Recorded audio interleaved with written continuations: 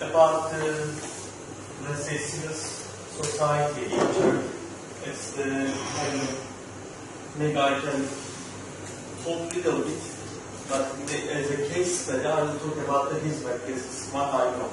because I've been inside as a for 23 years as a student, as a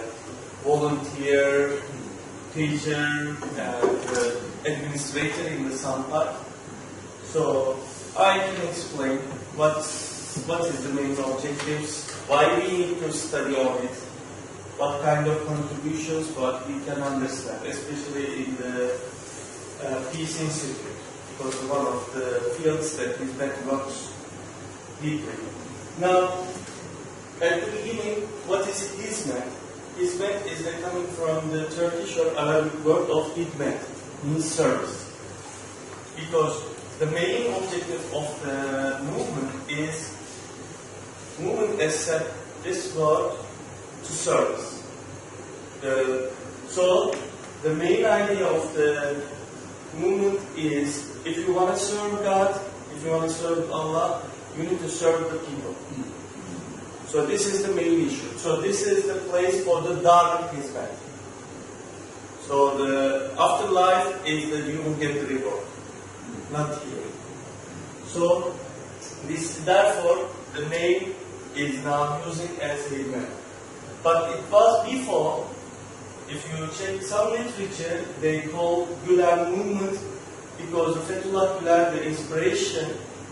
and he was the first person who started this movement. So some people said this is the Gülenist movement or the Gülen movement. But he himself declared that he doesn't want to be give any name. He said we shouldn't be the part of anyone. It should be for everyone. ครับข้าวนะครับคุณยูซุฟเนี่ยด้วยความสัมพันธ์กับที่เป็นผู้เมนเนี่ยก็จะเป็นนักศึกษาครับเป็นอาสาสมัครนะครับรวมถึงก็เป็นครูนะซึ่งก็ผูกพันองค์กรมามากกว่า10 ปีนะครับแล้วก็โดยตัวเขาว่าฮิสเบตเนี่ยหมายถึงการเซอร์วิสนอกจากการบริการนะโดยหลักที่ของเขาเนี่ยคือการบริการในแง่ของแน่นอนเรามุสลิมเนี่ยเราต้องทำเพื่อพระเจ้าแต่ในการหนึ่งก็การทำเพื่อพระเจ้าด้วยการบริการเพื่อมนุษย์นะครับแล้วก็ในกลุ่มเขาเนี่ยมีผู้นำองค์กรที่ชื่อว่าพ่อดุลกุเลพ่อดุลกุเลเนี่ยก็เป็นผู้นำกลุ่มเครื่องหมายนี้นะครับแล้วก็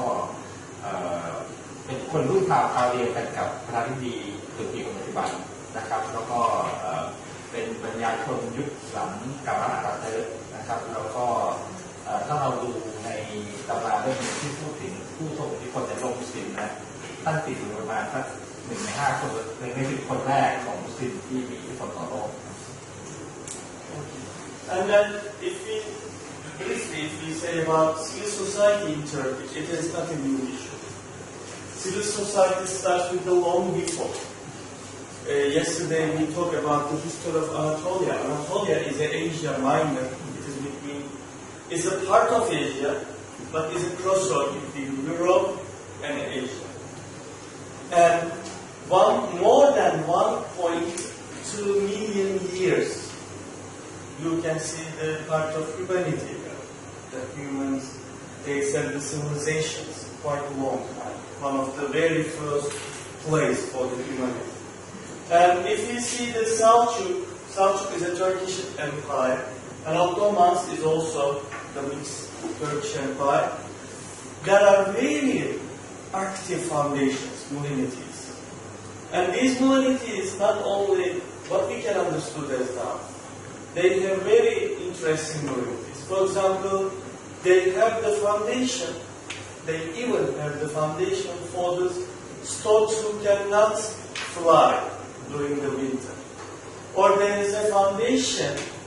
just taking care of the animals during the winter, wild animals. So they were going to mountains in the heavy snow time, and they just feeding the wild animals. So even in this period, the foundations was very part of the Ottoman society. For example, some people think that, okay, people may like to eat fruit, they open a foundation. And the Hizmet movement comes from this tradition. There is another tradition we call Sufi orders, is different than this part of the world. In this part of the world, Sufi orders may be understood a little bit different. But in Turkey, Sufi orders, when we say that, it is a part of the way that the Muslim people would like to go to in a better way. So they control the people's, how can I say, they try to make as an ideal person. So their main activity is to be with the society. And then there were some tariqas, there were tens of tariqas in Turkey, and they were very active. And then other religious-based groups, for the Christians, for the Armenians, for the Jewish people. So they become very active part of the society in the history. Then there were also business and commerce associations. They were controlling the trade, and they were controlling to be a fair businessman. So they were not doing only profit-based. So this is the history of Ottoman. During that time, เท่าที่ผมจับความได้เนาะเมื่อกี้นี้อาจารย์ยูซุปพูดถึงดินแดนที่เรียกว่าอานาโตเลียเป็นที่ราบสูงและที่มีประวัติศาสตร์ที่เชื่อมโยงกับความเป็นรัฐบาลกับอาณาจักรเซลจุกเนี่ยครับสองอาณาจักรนี้เป็นที่เดียวกันแต่ว่าคนละยุคสมัยนะครับแล้วก็อันหนึ่งที่ยูซุปพยายามจะฉายภาพให้เราเห็นก็คือว่าไม่ว่าจะทำแบบพื้นที่แบบนั้นเนี่ยมีสโนว์ใช่ไหมมีมากมีต่างๆพวกนี้ซึ่งก็ต้องมีมันทำให้เกิดที่เรียกว่าฟอนเดชั่นเนี่ยครับแต่หรือบ้านเราก็เป็นวิธีใช่ไหมแต่ถ้าภาษาเรียกยาบาลเป็นการรวมกลุ่มของคนเพื่อทำงานเป็นคอมมิชชั่นอะไรต่างๆพวกนี้นะครับแล้วก็อิทธิพลทางความคิดหนึ่งก็คือมีสองคำนะที่เป็นเทอมที่อาจจะบ้านเราเนี่ยอาจจะพูดถึงน้อยบ้างแต่ว่ามีแนวคิดพวกนึงคือแนวคิดที่ว่าซูฟีกับตาเลกัสครับตาเลกัสเนี่ยคือแนวทางที่รับความรู้มาจากสมัยศาสดาอะไรอย่างนี้นะครับกับซูฟีเนี่ยถ้ามีความคล้ายคลึงก็จะคล้ายกับพวกแนวคิดพวกฤาษีหรือพราหมณ์ในอินเดียครับที่เน้นการปลีกวิเวกเน้นความเรียบง่ายในการใช้ชีวิตเลย we have different แต่ว่า version than the India or มีความละเอียดที่ต่างคือของอินเดียจะอีกแบบนึงแต่ว่าซูฟีเนี่ยเน้นเรื่องข้างในเน้นเรื่องการรับใช้มนุษย์เน้นเรื่องของการฝึกจิตใจด้วยการเช่นอะไรที่เราเจอในสุกีก็คือคนของเขาเนี่ยการหาความสงบเนี่ยมักจะขึ้นอยู่ที่สูงบนภูเขาแล้วมองลงมาอันนี้ก็เป็นวิธีการแบบนึงในการเปลี่ยนโลกในการสร้างความรู้สึกอะไรบางอย่างแล้วดูการเนื้อมีอะไรเสริม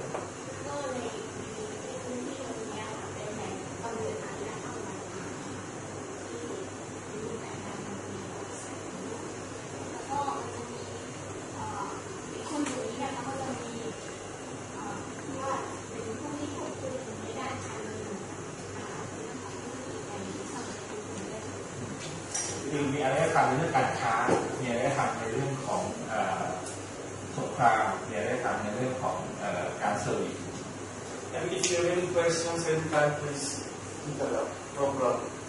So this is the questions you may ask, or you can have more questions. I will try to describe what is Hizmet movement. Now, before starting this one, I would like to say very basic because to give you some idea. Hizmet movement starts in Turkey with some religious people to do good. But then now Hizmet operates more than 170 countries. So, and it's involved in education, business, peace studies, ecological issues, gender issues. So 8 organizations. It's now a huge social organization. Therefore, when we talk about the Hizmet movement, you can understand that there is a kind of civil society works, operates all over the world. All over the world, including from Fiji to United States, from Peru to Mongolia, from the deep of Africa to the Russia, everywhere. And they have some similarities and differences in each region. ครับถ้าผมจำความได้เนาะสิ่งที่พยายามจะบอกก็คือที่เกิดรูปแบบเป็นQEนะครับแล้วก็เป็นกลุ่มองค์กรขนาดใหญ่นะครับที่ทำงานในด้านความรู้ได้นะครับด้านการศึกษาในด้านต่างๆนะครับแล้วก็อีกส่วนหนึ่งที่พยายามจะบอกถึงความพื้นที่กว้างในการทำงานของเขาเนี่ยตั้งแต่ฟิจิถึงอเมริกานะครับตั้งแต่เปรูมองโกเลียนะครับตั้งแต่แอฟริกาจนถึงรัสเซีย70 ประเทศ170 ประเทศ Minimum. This is what I know. Maybe more. Every time is สิ่ง getting ที่น่าสนใจ more. คือเขามีองค์กรโรงเรียนเนี่ย170 กว่าประเทศแต่แยกกันทำงานโดยไม่รู้จักกันแต่ว่าสามารถเชื่อมโยงกันได้อย่างหลายคนในกลุ่มของยูทูบเนี่ยเคยเป็นครูอยู่ที่เมืองจีนแล้วมาสอนอยู่ประเทศไทยแล้วก็ข้ามไปอยู่ต่อที่ปากีสถานรวมถึงบางคนที่เคยเป็นครูที่เชียงใหม่ตอนนี้ก็เป็นผู้ใหญ่ที่โคโลนที่เยอรมันอะไรเงี้ยครับจะทำให้เห็นว่าเขามีองค์กรที่มันกว้างในการศึกษาครับแล้วก็เวลาไปทำโรงเรียนเนี่ยเขาใช้คนในพื้นที่เป็นผู้ใหญ่โดยเขาก็จะมีวิชาเข้ามาเสริมเช่นวิชาที่มันเกี่ยวข้องกับเรื่องภาษาตุรกีและอะไรพวกนี้ Now, it's a social movement. There's individual people and there are organizations. It is not affiliated with any government. It is the 100% non-governmental organization, non-political organization. This is the one thing in the Hizmet. And then the main objective is promote philanthropy for serving humanity. As I said, the main objective of the Hizmet movement, you serve the humanity to serve God. So this is the main issue. The second one, education. The education that Hizmet believe should be as a modern education and the moral values of the person. But it's the common accepted moral values. So, Hizmet thinks that with a proper education, we can solve the main problems of ignorance, main problems of the extreme ideas. And then the other one is the dialogue. Dialogue for peaceful coexistence. Dialogue with everyone. With person, himself or herself, for the community, for everyone. Because the Hizmet is going to the Islamic origin and says that all of the creatures is Allah's creatures. So you should respect. Whether in Islam, Christian, Jewish, atheist, Buddhist, Hindu, it doesn't matter. As a person, as human, should be respected, should be listened. And they have equal right to live in the same society. This is the main issue of the Hizmet. And not only for the human, it's also the animal, it's also the environment. Because this word is giving us to understand, according to Hizmet, to God's art. So therefore, we should respect even the environment. So three issues, the philanthropy, education, and the dialogue. ครับอย่างที่ทุกว่านะมี3คีย์เวิร์ดสำคัญที่เป็นภารกิจของเขานะครับคำบนนี้ผมไม่แน่ใจเนาะคือ philanthropy แต่อีก2 อันหลัง การศึกษากับการสาธารณะที่เป็นเครื่องมือสำคัญในการทำงานของเรานะครับเมื่อกี้เนี่ยสิ่งที่พูดถึงก็คือแน่นอนเป็นที่เป็นองค์กรที่ไม่เกี่ยวข้องกับการการเงิน100%นะครับได้มีองค์กรที่สามารถรับไม่ได้รับเงินจากทางการเงินเอาง่ายๆนะครับอันแรกที่สองคือเป็น movement ที่เน้นvalue เรื่องของ morality เน้นเรื่องการมีจริยธรรมการมีในระดับบุคคลเนาะแล้วก็ใช้การสาธารณะเป็นเครื่องมือนะครับโดยการมุ่งเน้นในการคุยกับทุกคนนะครับที่มีแต่ความแตกต่างเท่านั้นนะครับโดยที่กลุ่มนี้มองว่าอันแรกก็คือไม่มุ่งเน้นการไม่เห็นด้วยกับการใช้ความรุนแรงนะครับแล้วก็มองทุกคนไม่ว่าจะศาสนาใดก็ตามเนี่ยเป็นสิ่งที่มนุษย์เป็นสิ่งที่พระเจ้าสร้างนะครับแล้วก็ควรได้รับการปกป้องนะควรได้รับการ respect นะครับแล้วก็นอกจากเรื่องของเพื่อนมนุษย์แล้วเนี่ยยังมุ่งเน้นเรื่องของสังคมนะครับสิ่งแวดล้อมโดยถึงเรื่องปกป้องเรื่องสัตว์แล้วก็ใช้ศิลปะในแง่ของการทำงาน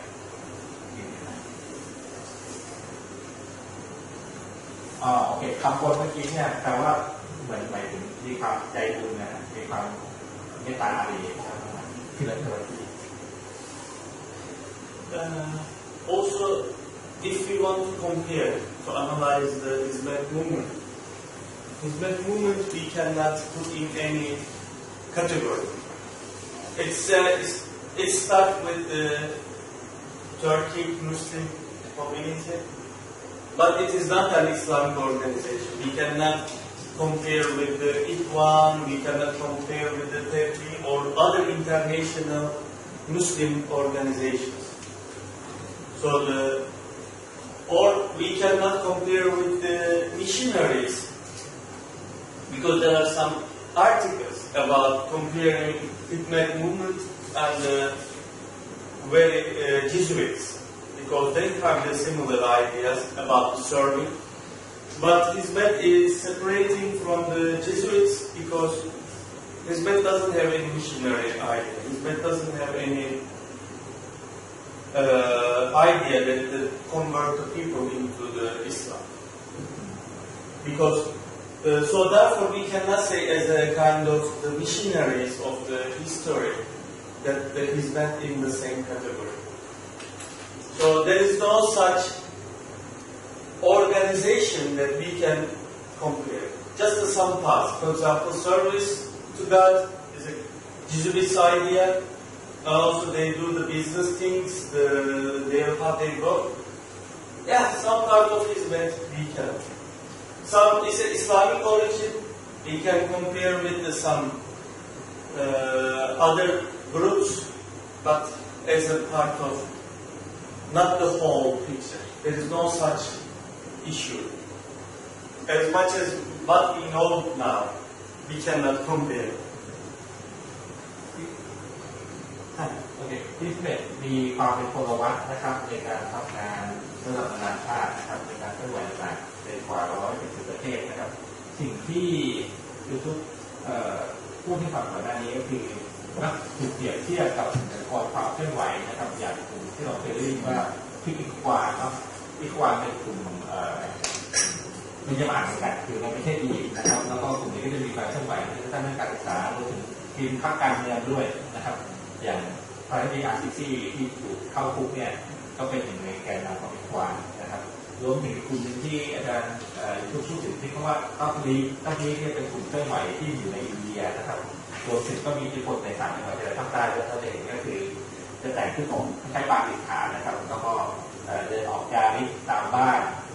ในตามชุมชนอะไรต่างๆนะครับแล้วก็อาจารย์พยายามจะพูดถึงว่าบางครั้งก็ถูกเปรียบเทียบกับกลุ่มมิชชันนารีในทางตะวันตกที่เข้ามาเผยแพร่ศาสนาด้วยครับแต่ว่าของYouTubeเนี่ยอินเทอร์เน็ตเนี่ยไม่ได้มุ่งเน้นเรื่องของการเปลี่ยนนับถือศาสนาจะมีอะไรบ้างนะครับAny question? ถ้ามีคำถามถามได้เลยนะหรือว่าแค่นี้ ช่วงท้ายที่จะมีโอกาสต่างๆ Now is แล้วกลุ่มอิสลามที่ไม่ได้เน้นเรื่องการคอนเวิร์ตโดยตรงเลยแล้วเรื่องการแนะนำการเผยแพร่หรือว่าแยกศาสนาออกจากการทำงาน You separate about working and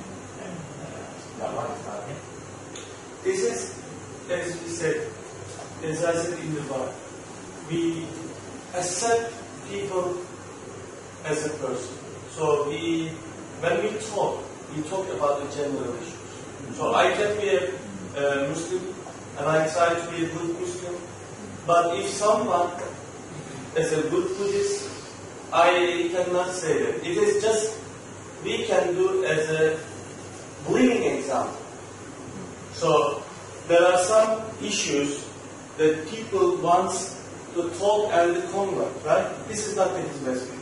Hizmet just give a good example. Good life, good example. So if people want to change, this is the people side. Not we don't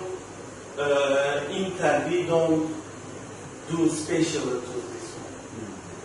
So we just try to be a good person in this world.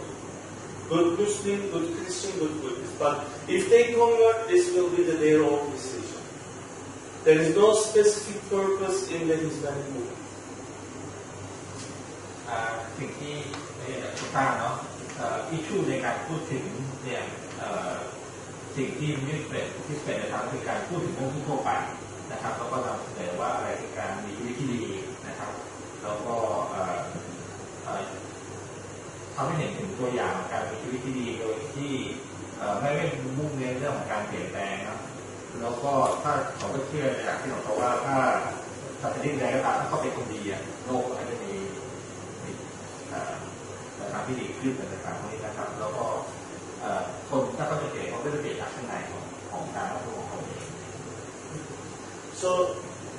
in the later I can explain some details. Now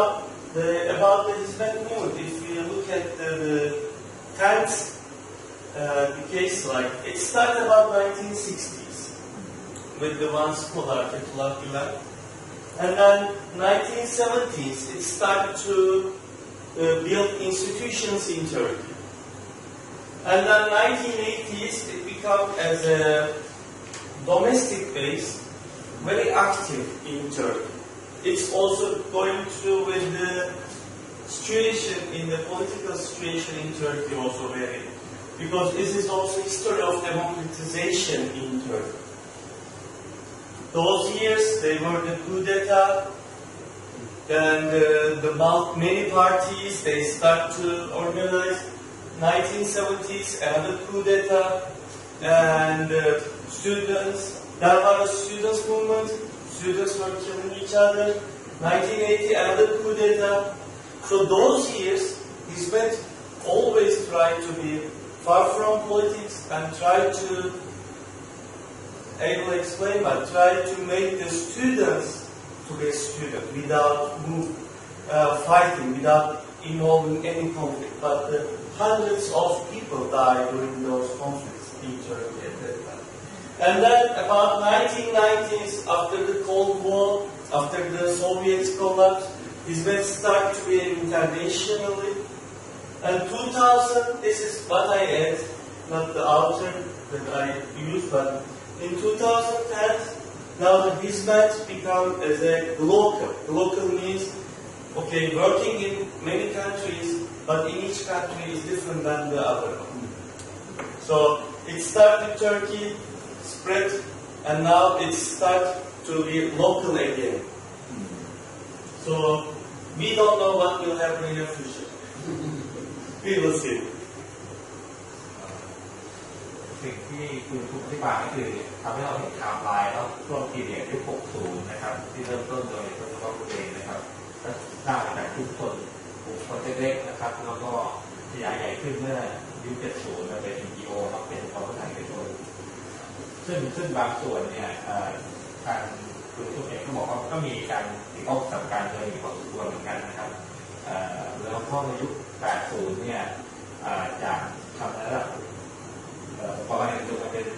ข้ามระดับสังคมแล้วมีหน่วยงานติดโยนย่อยๆหลายหน่วยงานนะครับแล้วก็มีที่รู้สึกที่รู้เมนนะครับกลุ่มหนึ่งที่เป็นเป้าหมายหลักที่เขาทำงานด้วยคือกลุ่มนักศึกษาสังเกตก็จะเรียกว่า student เนี่ยนะกลุ่มนักศึกษาในมหาวิทยาลัยกลุ่มคุณคนรุ่นยูทูบเนี่ยหลายคนเนี่ยมาจากเด็กชายขอบในตุรกีนะครับแล้วก็ได้รับการศึกษาโดยเข้ามหาวิทยาลัยนะครับแล้วก็เขาก็จะฝึกให้เป็นโวลันเทียร์อาสาสมัครที่จะทำงานในที่ต่างๆนะครับแล้วก็ต่อมาในยุค 90 ที่เป็นยุคสงครามเย็นเนี่ยก็เป็นจุดเปลี่ยนสำคัญนะครับจนมาถึงยุค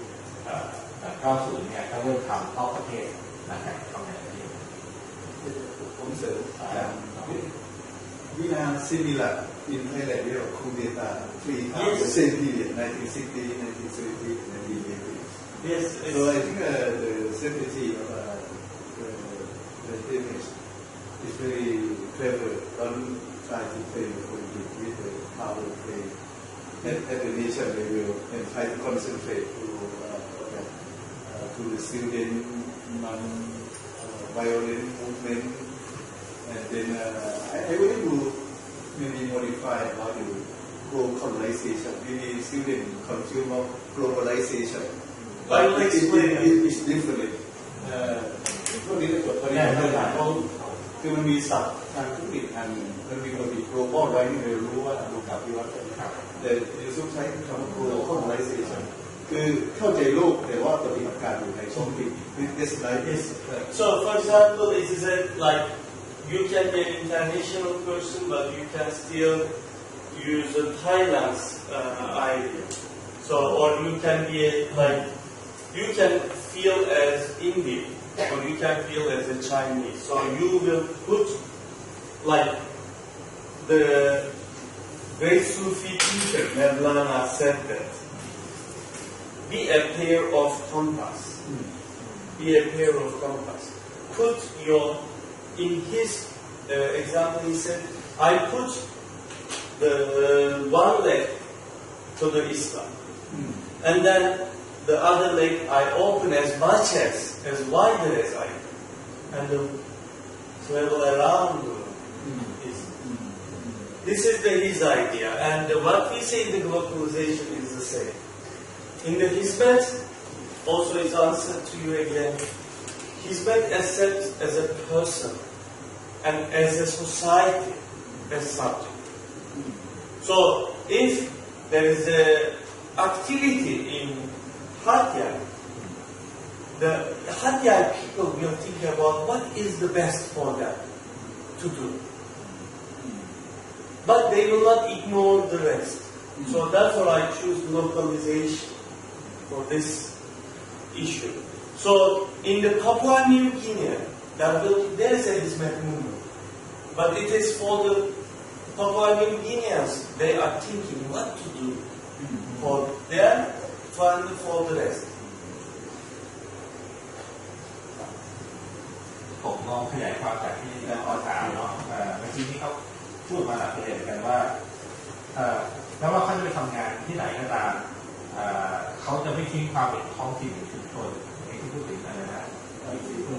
ที่ปีเรียนดีหรือประเทศใดก็ตามที่เขาไปตั้งโรงเรียนก็จะเคารพความเป็นท้องถิ่น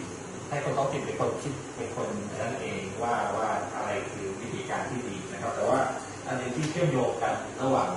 localization กับ globalization คือภาพใหญ่เขาก็ทำไปถึงโลกวันนี้ขาข้างนึงเขาเป็นมุสลิมเป็นอิสลามแต่ขาข้างนึงก็ต้องออกที่จะเปิดรับความแตกต่างหลากหลายเขาเป็นในโรงเรียนในรัสเซียก็ย่อมต้องแตกต่างจากโรงเรียนในปากีสถานซึ่งมีวิธีคิดอีกแบบในต่างประเทศแล้วก็สิ่งที่เป็นแฟกต์ที่น่าสนใจคือคนของเขาไม่ว่าจะอยู่ที่ไหนก็ตามเนี่ยเขาก็ต้องไปศึกษาท้องถิ่นก็อยู่ยังไงอย่างเรื่องภาษาผมทราบอย่างคุณสุเดชตอนนี้ก็เรียนปริญญาโทที่ธรรมศาสตร์เรียนความสัมพันธ์ระหว่างประเทศนะครับแล้วต้องอ่านประวัติศาสตร์เดินทางด้วยกันในยุโรปก็ต้องอ่านประวัติศาสตร์ไทยอดีตของไทยเป็นยังไงอะไรต่างๆพวกนี้นะซึ่งอันนี้ก็ทำให้เห็นความจริงจังของเขาว่าเขาออกมาจากบ้านเขาที่มาเห็นโลกนะแต่ว่าเขาอยู่ที่ไหนก็ต้องศึกษาเกี่ยวกับที่นี่ And the main inspiration of the movement is the Fethullah Gulen.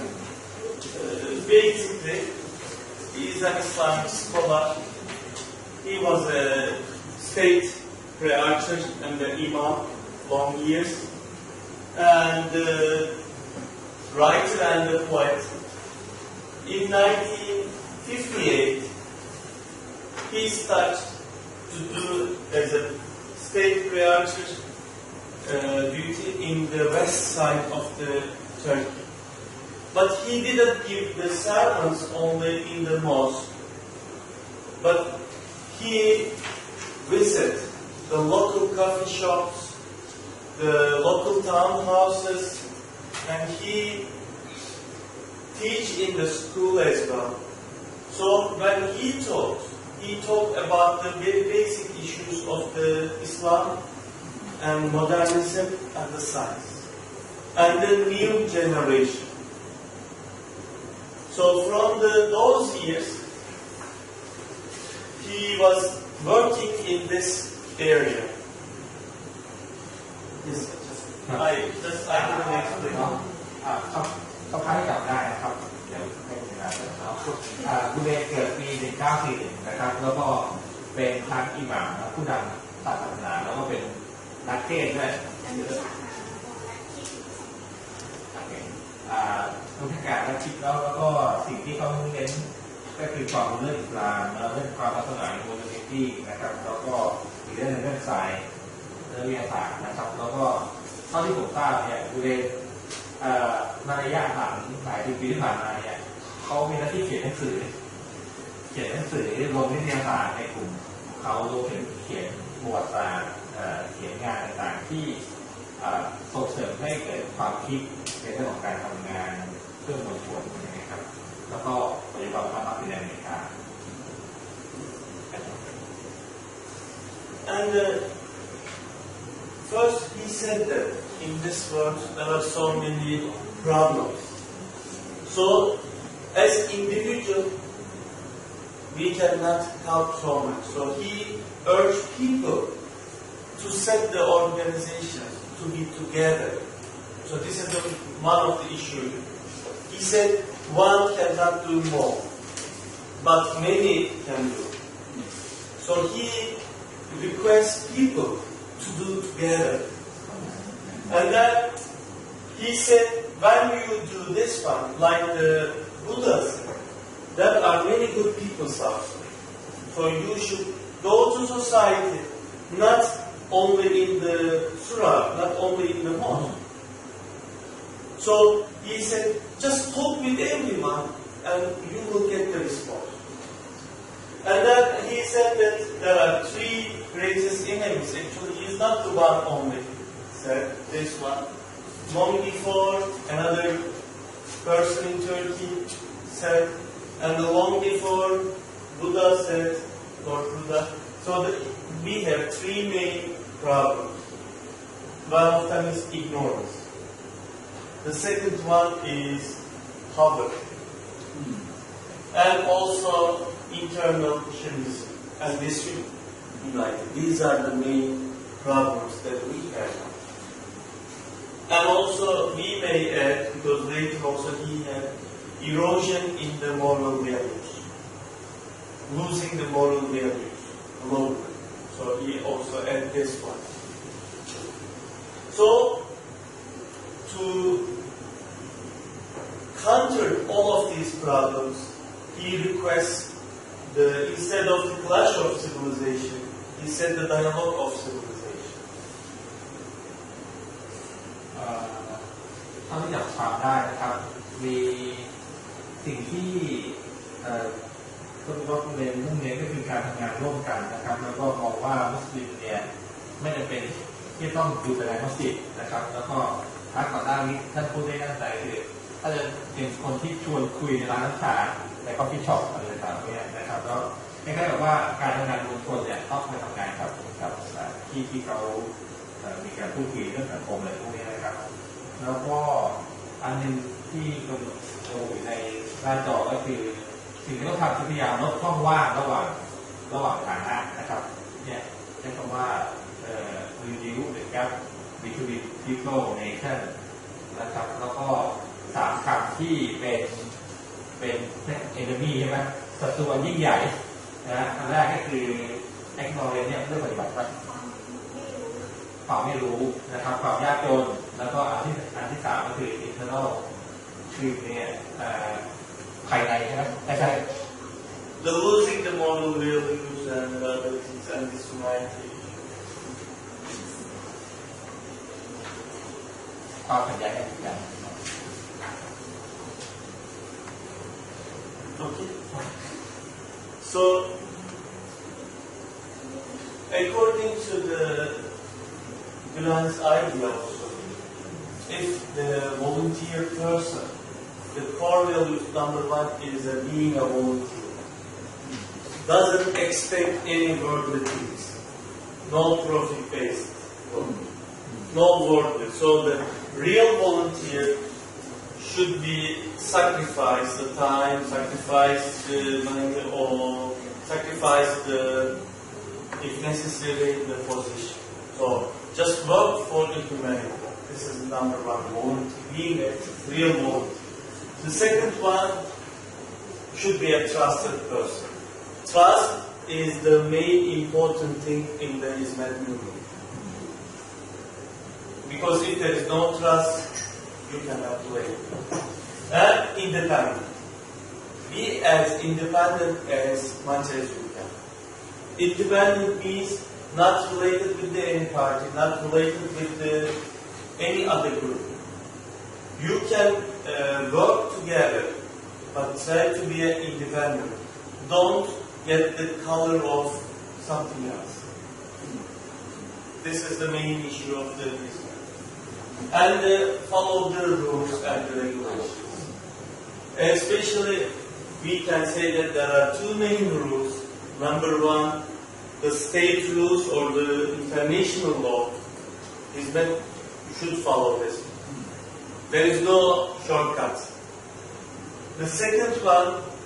according to the Gulen, he said that if your way is right, you cannot use the wrong methods. If your way is right, your methods should be right, lawful.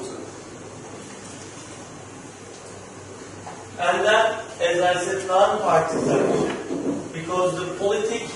is a small issue of the human. It is a very, very, very small when we see about the human value. And don't involve any kind of violence. But countering violence also use the methods of non-violence as much as. So if you want to deal with the mosquitoes, before killing the mosquitoes, try to think about how to make the swamp clean. How we can make mosquitoes not to be produced. Okay? Instead of thinking how to kill, how to solve the problem at the beginning. So it's the main idea of it. โอเคครับการโทรมาพอดีสิ่งที่เขาพูดอาจารย์เราเคยวิเคราะห์ให้ฟังว่าสิ่งที่โอเคสิ่งที่ลูกเป็นที่11ก็คืออันแรกที่เขาบอกก็คือไม่ได้มุ่งเน้นเรื่องผลกำไรนะครับแล้วก็ไม่ว่าจะเป็นเรื่อง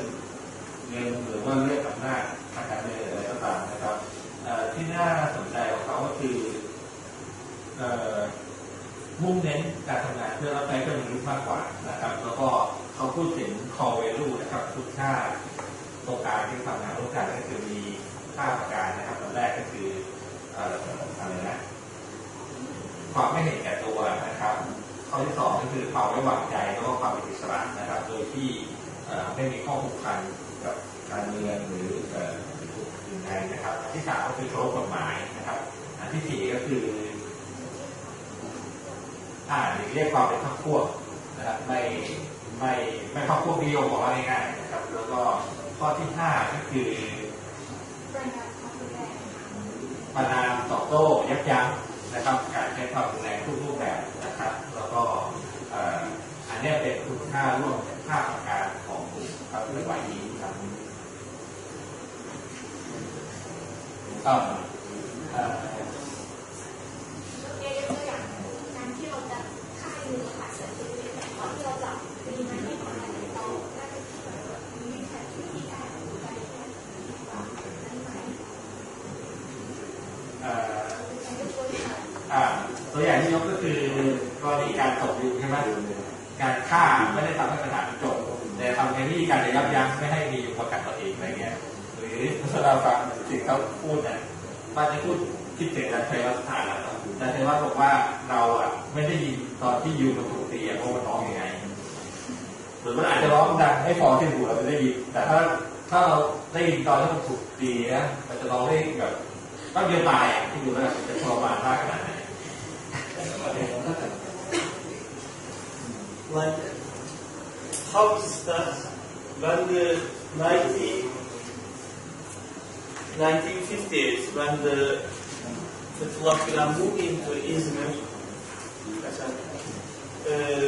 he was talking with the people, but at those years, maybe it is similar in Thailand, some parts,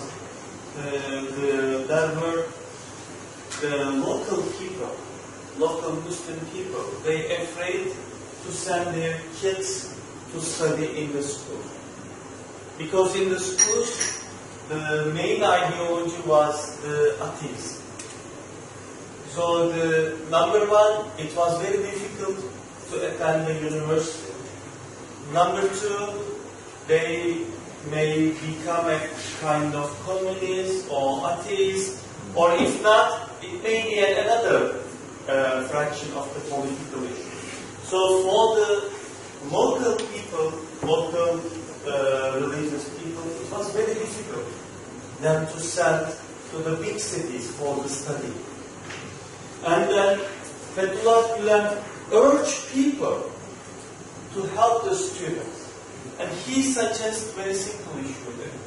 Let's open a house for the students that they can stay together. 2, 3, 4, 5. And then, but there were two problems. Number one, there were no students. So they need to find a student. The second one, if they find a student who wants to study, who will support? So it was the new idea. So he talked with the local business people that is it possible to help some students with the scholarship or to support the house about the rental. So some said, okay, I will pay the rent. Some said, okay, I will send the potato. Some said, I will send the egg. So it starts with a very small idea of sending students to the universities or high schools and supporting them. The main idea, main beginning point, the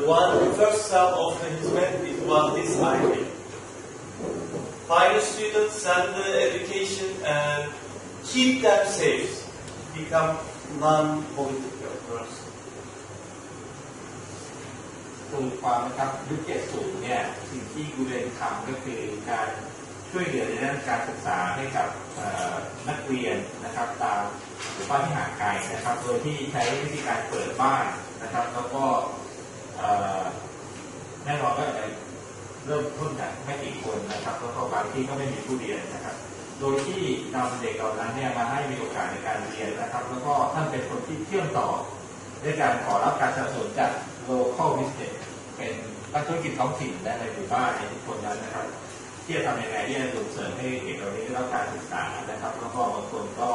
สามารถเรียนได้ถึงมัธยมนะครับบางคนก็สามารถที่จะช่วยถึงระดับมหาวิทยาลัย And it became a very good response. So the many student houses open, that means maybe 5 or 10 at that time. But then the Fethullah Gülen was traveling in the west part of the Turkey because as a duty, as a graduate, he was giving the sermons in other cities. And 1974, one of the Anatolian small cities near to Izmir,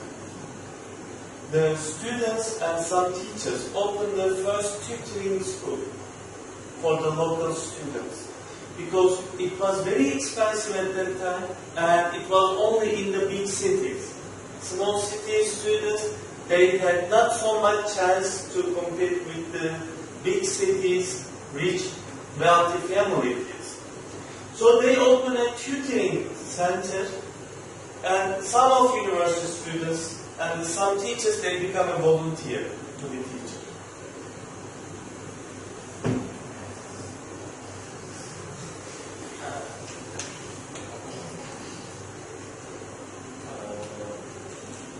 No need to like this. Now, the housing project was good. It started. But then many people said, okay, we want to send the kids. But the kids cannot prepare because there was not fair competition to enroll the university. I mean, the big city guys, wealthy families, they have free private tutoring, they have extra courses, but in the small cities, they didn't get this privilege. So, in 1974, some students and teachers, they become a volunteer and they opened the tutoring center for the students to go to the university to prepare course. ถ้าจับความได้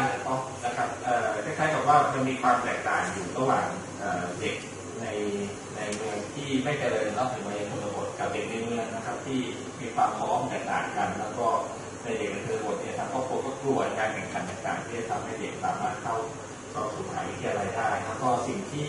บูเรนใช้ทางออกก็คือการมีคอร์สเปิดคอร์สสำหรับเด็กเหล่านั้นในการติวเขาได้เข้าสู่มหาวิทยาลัยสิ่งที่ยูทูบเราทำให้คิดถึงล่าสุดเหมือนกันที่ไปการประชุมมาสิ่งที่เขาทำในยุโรปก็ตามสำหรับเด็กมหาวิทยาลัยก็คือการเปิดหอพักให้กับผู้ศาสนิกมาอยู่ร่วมกันแล้วก็มีคอร์สในการเรียนภาษาในการช่วยในการทำให้คนสามารถเรียนในโลกมหาวิทยาลัยจนจบได้แล้วก็คุณเราเนี่ยที่เขาได้ที่ให้ช่วยเหลือเนี่ยก็จะไปอาสาสมัครในอนาคตคือเป็นผู้รับแล้วก็สามารถผ่านจากผู้รับเป็นผู้ให้นะครับ And in the houses or tutoring centers or the dormitories also, because when you have the house, there may be 5 person, 6 person, or because of many people, once it can be 8 or even 10. But then when it was not enough, they start to build the dormitories for the students. And in these institutions, the students can practice the Islam, can read, can study. So it was a safe place for them. สิ่งที่เขาทำก็อย่างที่เขาพูดถึงก็คือเป็นลักษณะหอพักเนาะบางครั้งจำนวนคน5-6 คนไม่เยอะมากนะครับแล้วก็หอนั้นเนี่ยก็มีหนังสือให้อ่านนะครับแล้วก็มีโอกาสในการเรียนรู้อิสลามรวมถึงมีลักษณะการช่วยกันติวต่างๆเนี่ยครับซึ่งอันนี้ก็เป็นวิธีการแบบหนึ่งในการทำงานในกลุ่มนี้ครับ And then later on, about 1980s,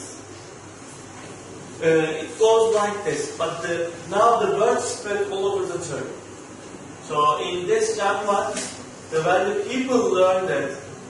there is some changes, some new issues coming. So they visit and they copy. So it's not to be a movement, because in the city of A, when they do this one, the people in city of B, when they heard, they start to visit. And then it becomes a kind of, oh, can we do this? How can we do this? So it is like learning by visiting, and then it spreads. A to B, C, D, and it was nearly all over the cities in Turkey. There were houses, there were dormitories, there were tutoring courses. ครับลักษณะที่คุณสุขอธิบายก็คือว่าก็สมมติว่าทำทั้งที่หนึ่งนะครับก็จะมีที่ชุมชนใกล้ๆคนใกล้ๆก็จะมาดูนะครับว่าทำไมสามารถที่จะทำสถาบันในการติวให้ความรู้เด็กเข้ามหาวิทยาลัยได้นะครับแล้วก็จากเมือง A ก็ขยายสู่เมือง B เมือง C นะครับแล้วก็ขยายสู่เมืองต่างๆในตุรกีนะครับซึ่งก็เริ่มจากการมีคอร์สเล็กๆนะครับการมีบ้านสำหรับนักศึกษาการมีหอพักในการอยู่ร่วมกัน And then the main idea is about the volunteering. So the university students were teaching in their free time, but they are making their time as a free to teach. So most of their time, if they are not in the university, they spend to teach others. And the business people, they were maybe not so rich, but they were giving donations, but it is not as a small amount for their income. They may be a local small shop, but they gave most of their income for this idea to help the students. ก็คือเด็กกลุ่มนี้ค่ะก็จะเป็นอาสาสมัครที่จะไปสอนหนังสือให้กับคนอื่นๆในชุมชนนะคะถึงแม้ว่ากลุ่มคนเหล่านี้เขาไม่ได้มีธุรกิจเปิดร้านที่มีรายได้เข้ามาแต่เขาเนี่ยเป็นกลุ่มที่ให้ความรู้กับต่อไปที่เป็นประโยชน์ And that idea came at that time in Turkey, the Islamic schools, Islamic colleges was the new idea. So the people, they were thinking that to open the Islamic college is good for them because Turkey is the majority is a Muslim, 90%, and maybe more than. So they were thinking that if they open the Islamic college, their kids will get the proper education. But about 1980s, Fethullah Gülen suggested to integrate with the world. And he said that all schools are our kids, our children study. So if we have two kids, he said, one of them in Islamic college, the other one is in the normal school. So can we separate them? No. So he said that we need to take care of all the students. And we need to integrate with the modern world. So he suggests to open the private institutions. ในยุค80นะครับแน่นอนจากที่ตุรกีเนี่ย 90% เป็นมุสลิมนะครับแล้วก็การศึกษาเนี่ยก็ในเดิมเนี่ยก็เป็นโรงเรียนศาสนาเป็นวิทยาลัยศาสนามากกว่านะครับแล้วก็จุดที่บูเรนที่ก็คือว่าถ้าแยกการโรงเรียนทั่วไปในศาสนาเนี่ยมันไม่ได้จะทันสมัยที่ท่านเสนอคือการมีการศึกษาแล้วที่ทันสมัยในสมัยใหม่ในยุคสมัยใหม่นะครับด้วยการที่ทำให้เป็นโรงเรียนที่มันเป็นprivate เนาะเป็นเอกชนนะครับแล้วก็มีทั้งสองความรู้อยู่ที่เดียวกันนะครับ And in these schools, when they opened in 1982 in Izmir,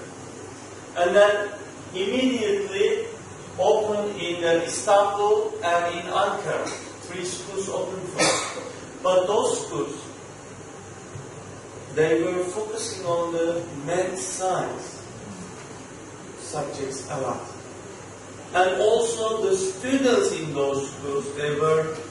as behavior different than the other school students. Because most of them, they stayed in the hall park of the Romania and they were taken care by the volunteer assistant teachers to be a good person. So these schools right now, they are the top schools in the math science or the other fields in Turkey. They got the first gold medal in the International Science Olympiads of the Turkey. So now it's like Mahidol Vityanuson or Driamudo. Those schools, they are like Mahidol Vityanuson in each one.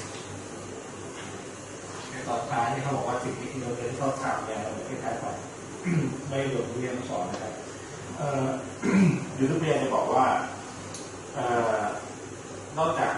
การเป็นโรงเรียนสมัยใหม่เขาเนี่ยมีอยู่ในเมืองที่อังการาบ้างที่อื่นในที่ระบุนะครับสิ่งที่เขามุ่งเน้นก็คือ3 วิชาหลักๆก็คือคณิตศาสตร์นะครับเรียนอ่านแล้วก็ไม่ยังต้องมีภาษาอังกฤษนะครับแล้วก็โดยมีลักษณะของวิทยาลัยที่มีหอพักนะครับแล้วก็มีอาสาสมัครให้ความรู้ในการช่วยติวเลย For example, only one school called Samanyolu in Ankara, they got 174 international medal. But this 174 is International Mathematics Olympiad, International Physics Olympiad, Chemistry Olympiad, Biology Olympiad. So, majority of Turkish national teams now made by these school students. And there are now many colleges around Turkey.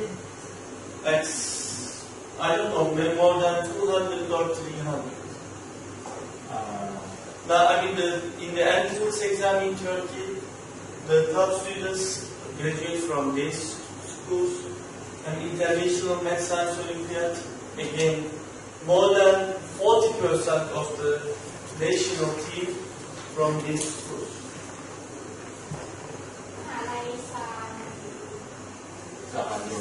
Samanyolu, Milky Way.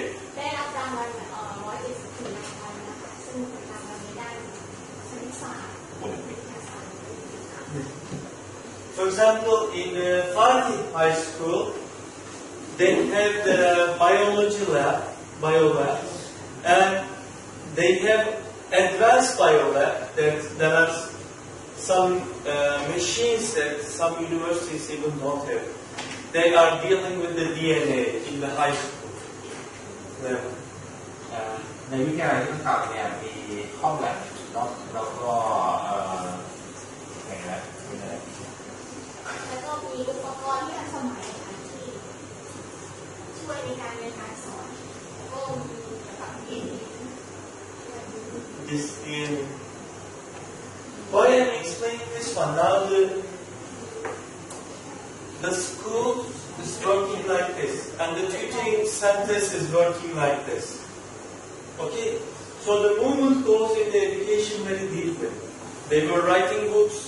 they were opening dormitories, they were opening tutoring centers and the schools. But no center.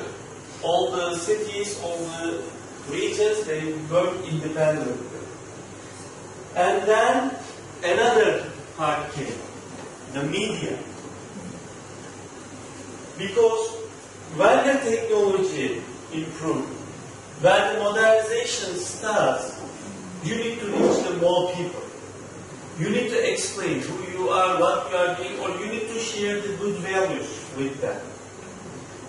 So it is again the Fethullah Gülen's idea that if you want to communicate with the people's mind, heart and feelings, this new man and woman, the new generation, will use mass media, as now we know social media even, and try to establish power of balance of justice, love, respect, and equality among the people. He suggests that we need to use the mass media to reach more people. So they set up the first newspaper. It's called Zaman. And in 1986, now it becomes the most circulated newspaper in Turkey. ก่อนที่จะเข้าเรื่องมีเดียเมื่อกี้นะครับทุกที่ท้ายเรื่องการศึกษาว่าโดยปัจจุบันเนี่ยจากเดิมที่เป็นโรงเรียนที่ส่งเสริมเด็กในระบบใช่ไหมเป็นมาเป็นวิทยาลัยนะครับแล้วก็ใช้ลักษณะหอพักที่เซิร์ฟ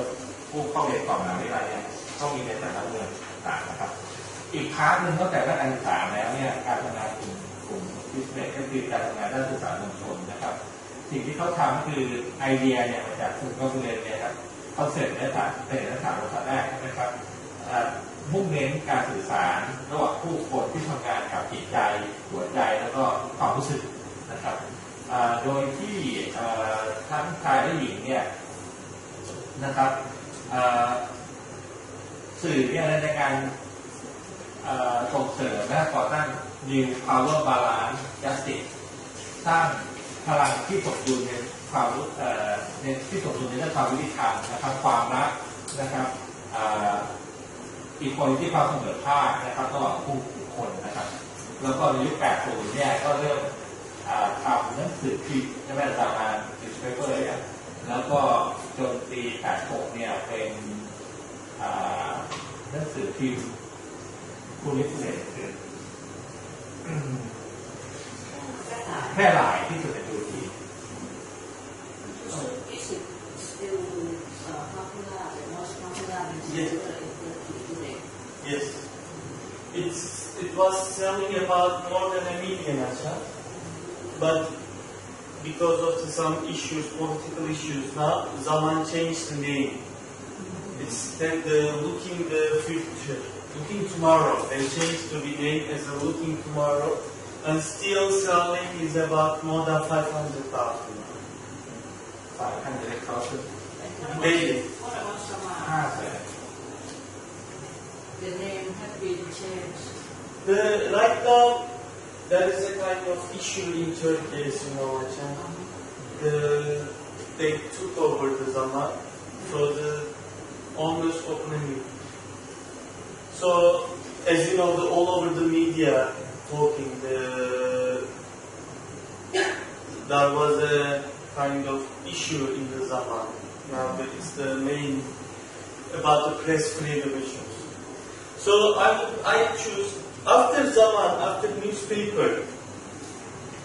when the TV channels start in Turkey, it's about end of 1980s, 1990s. The private TV channels start. And movement think about that. What we can do as a good program. How can we reach more people and how our people can learn the real news, real quality programs. So they opened the TV channel, it's called Samanyolu. Samanyolu is again because the idea of the movement is about the Samanyolu means the Milky Way. So they just give some names like this. And then right now in the Samanyolu group there are many TV channels. There are more than this one. But here Dünya TV is important because it is the first TV using the Kurdish language. Opened by Dünya TV is a Kurdish language. And in Turkey, it is a kind of revolution. When the people, sometimes in the past, since they just talk in Kurdish, they couldn't get answer in the government offices or they couldn't get any chance. And it was a kind of taboo that you cannot talk. But when the available time came, some volunteer people opened the first Kurdish TV channel of Turkey. And then they opened another TV channel for the Turkish and the other communities in the US. It's called Ebru TV. Now it's working quite well. And then when it works, they open Ebru Africa. Now it's in Kenya. It's working for the Africa. And the Jihad News Agency, because they understood that if you want to give the true news, you need a person in the field. Because they understood that sometimes some news coming from the journalists with their own ideas, with their own perspective, or with some politics behind. So to reach the true news, to reach the real news, they opened a news agency, Jihad News Agency. It is international now, and it was very organized. The Turkey elections. They are the first ones. They just announced in 2-3 hours time with the correct, without any manipulation, with the 100% correctness. So many of the political parties use jihad to get the news about the political results. ยาวครับอันแรกก็คือดุนยาทีวีนะครับเป็นทีวีที่จัดขึ้นหรือสื่อสารด้วยภาษาเคิร์ดคือคนกลุ่มน้อยที่อยู่ระหว่างซีเรียกับตุรกีที่มีปัญหาเนี่ยมีสุสานบอมอะไรต่างๆเนี่ยสิ่งที่น่าสนใจของกลุ่มอิสราเอลก็คือการทำสื่อในหลายด้านตั้งแต่สื่อทีวีถึงสื่อทีมอะไรต่างๆพวกนี้นะครับแล้วก็มีสื่อของภูเขาในอเมริกานะครับอยู่ในแอฟริกานะครับแล้วก็มีสื่อที่เกี่ยวข้องกับการเมืองที่ทางแวร์ Jihad is in Turkey. It's in the base in Turkey. เท่าที่ผมกับอาจารย์ผมเคยไปเนี่ยที่สำนักงานข่าวเนี่ยปรากฏว่าประเทศที่เป็นพวกที่แยกมาจากรัสเซียกับพวกสถานเซ็นเตอร์อะไรต่างๆพวกนี้ก็มาเป็นนักเรียนในศูนย์ข่าวเขาก็จะซัพพอร์ตในการทำให้ประเทศพวกนี้มีหนังสือพิมพ์ในภาษาของตัวเองมีสื่อของตัวเองด้วยความด้วยการนำความรู้จากเรามานิวเนี่ยไปทำในประเทศของตัวเองแล้วก็อันนึงก็คือจะเห็นเมื่อกี้พาร์ทการศึกษาใช่ไหมอันนี้พาร์ทการสื่อสารมวลชนแล้วก็ในเรื่องของการสื่อสารมวลชนเนี่ยบางครั้งก็ถูกสั่งปิดเนี่ยเหมือนข่าวล่าสุดเมื่อในรอบเดือน2 เดือนที่ผ่านมาแล้วมาก็ถูกเฟซจากรัฐบาลเหมือนกันว่ามีอิทธิพลในการที่การสังคมหรือข้อความทางความคิดอะไรต่างๆพวกนี้นะครับอันนี้ก็เป็นหนึ่งในภารกิจของกลุ่มที่เป็นเหมือนกันครับแต่ว่ามีอันหนึ่งที่ตอนท้ายเนี่ยคือพูดถึงเรื่องของสื่อทีวีเนี่ยมีเรื่องของการทำงานที่เป็นกลางแล้วก็เที่ยงตรงไปตรงมาเพราะฉะนั้นได้รับความสนใจจากนักการเมืองแล้วก็คนที่ติดตามข่าวสารการเมืองก็จะติดตามข่าวจากทีวีช่องนี้เป็นน่าสนใจแล้วทำไมรัฐบาลต้องสั่งปิดอะไรเงี้ยก็ต้องมีอะไรบางอย่างที่เสนอข่าวแล้วไปกระทบกับสิ่งที่รัฐบาลดำเนินการ As you know, the Berlin Wall collapsed 1989, and the Soviets finished about 91 or 92, right? Soviet. So in 1991, Fethullah Gülen suggests some businessmen and some teachers tried to find a way to go to Russia, because it was a Cold War and Russia was falling. And he said that, please go, what we can do to the people over there, how we can help. And then in 91, the first group of people went to Georgia and then Azerbaijan. But it was a kind of historic moment because when they passed to the border closed behind them because there were some problems.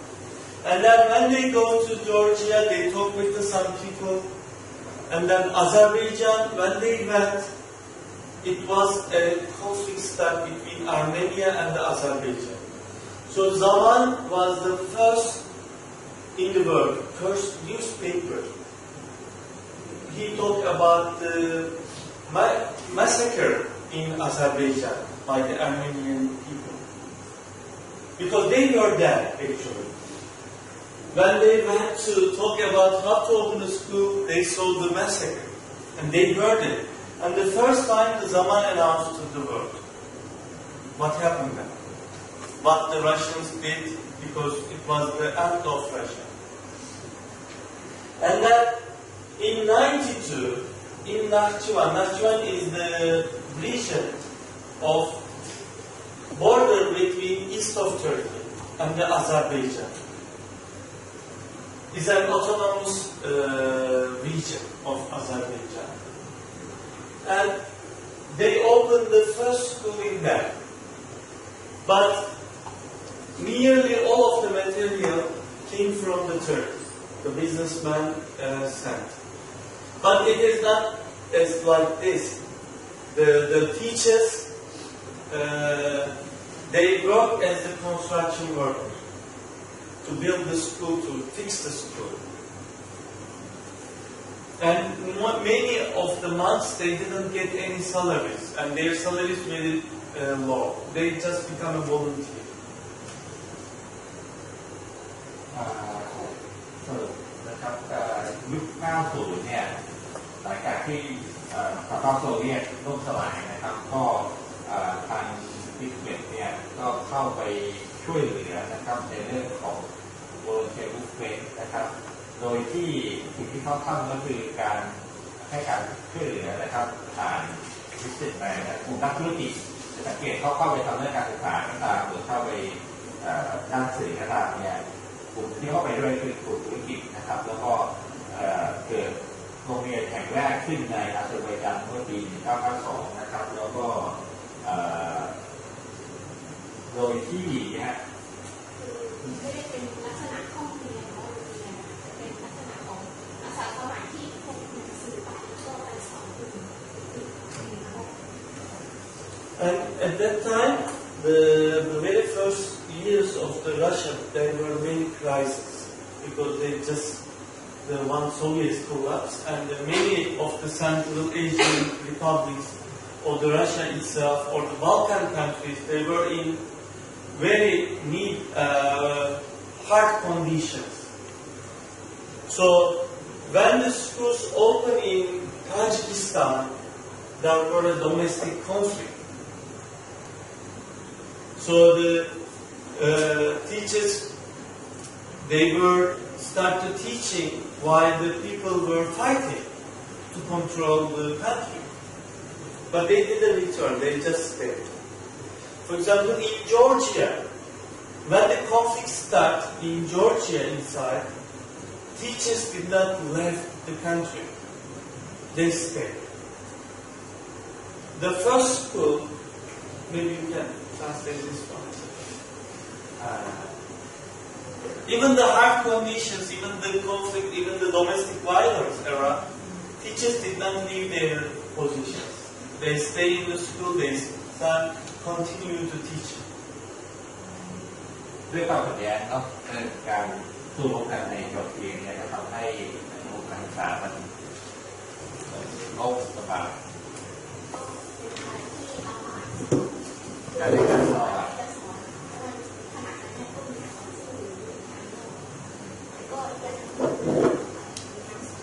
ก็คือการเข้าไปช่วยด้านการศึกษาในพื้นที่ขัดแย้งนะครับว่าการพื้นที่สู้รบแล้วก็ที่พูดถึงว่ามีภาษาย่อยๆภาษาตุรกีภาษารัสเซียนู่นนี่นั่นนะครับโอเค And then, for example, during the Bosnian massacre, the Sarajevo, the capital of the Bosnia, at that time was occupied on the hills with the Serbian forces, and they were killing the civilians. And the first school opened at that time. 3 teachers, they went from the underground tunnels because there was no other way going in or out from the Sarajevo. It was very dangerous.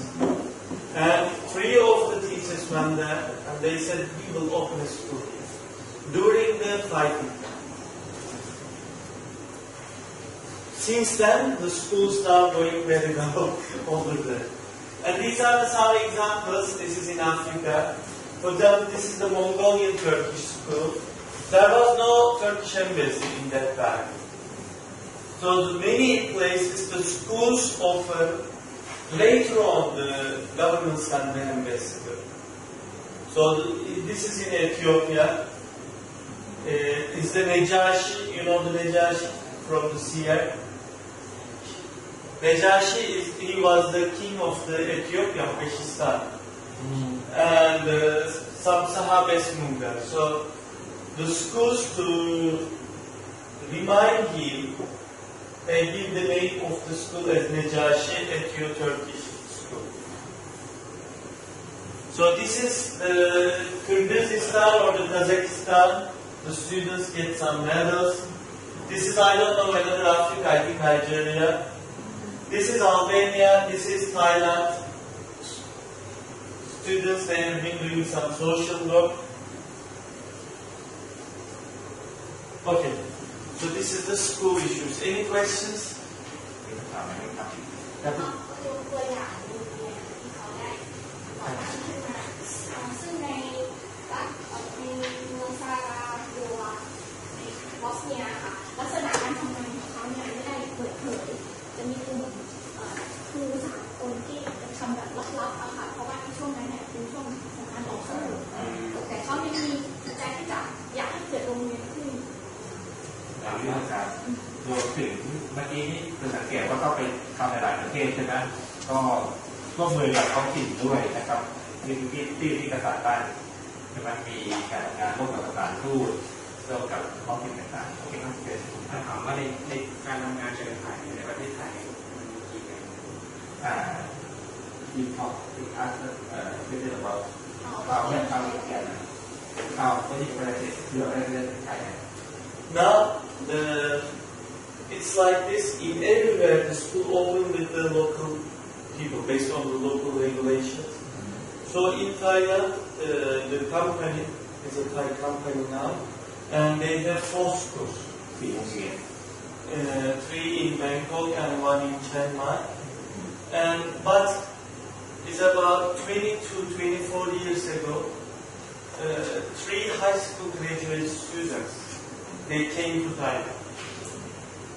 They just graduated from the high school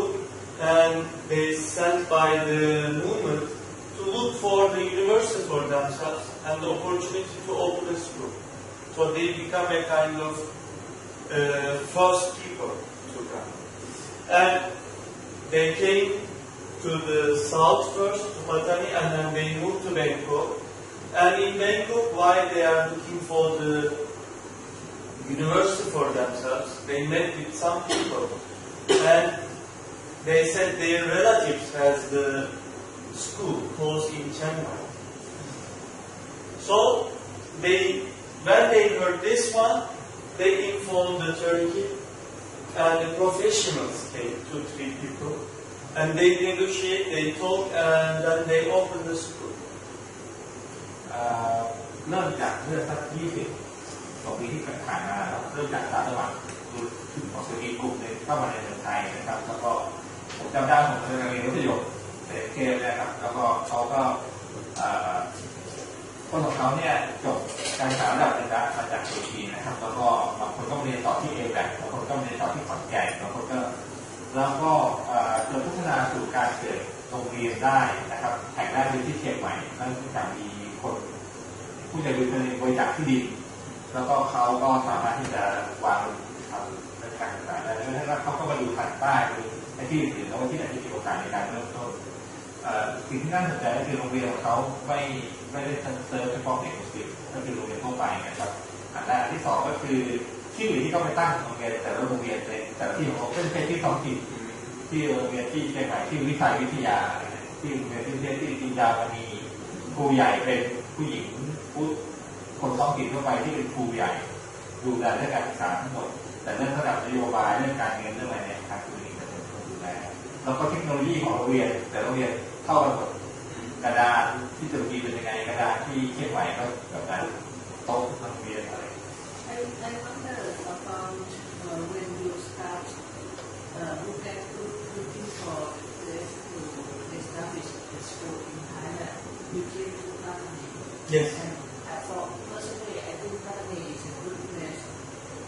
to have a school like this. No. What happened and why did you choose Patani? Because number one, it is not as a choosing. It is how the consequences and how the events happen. But the A.chokchai is the first, one of the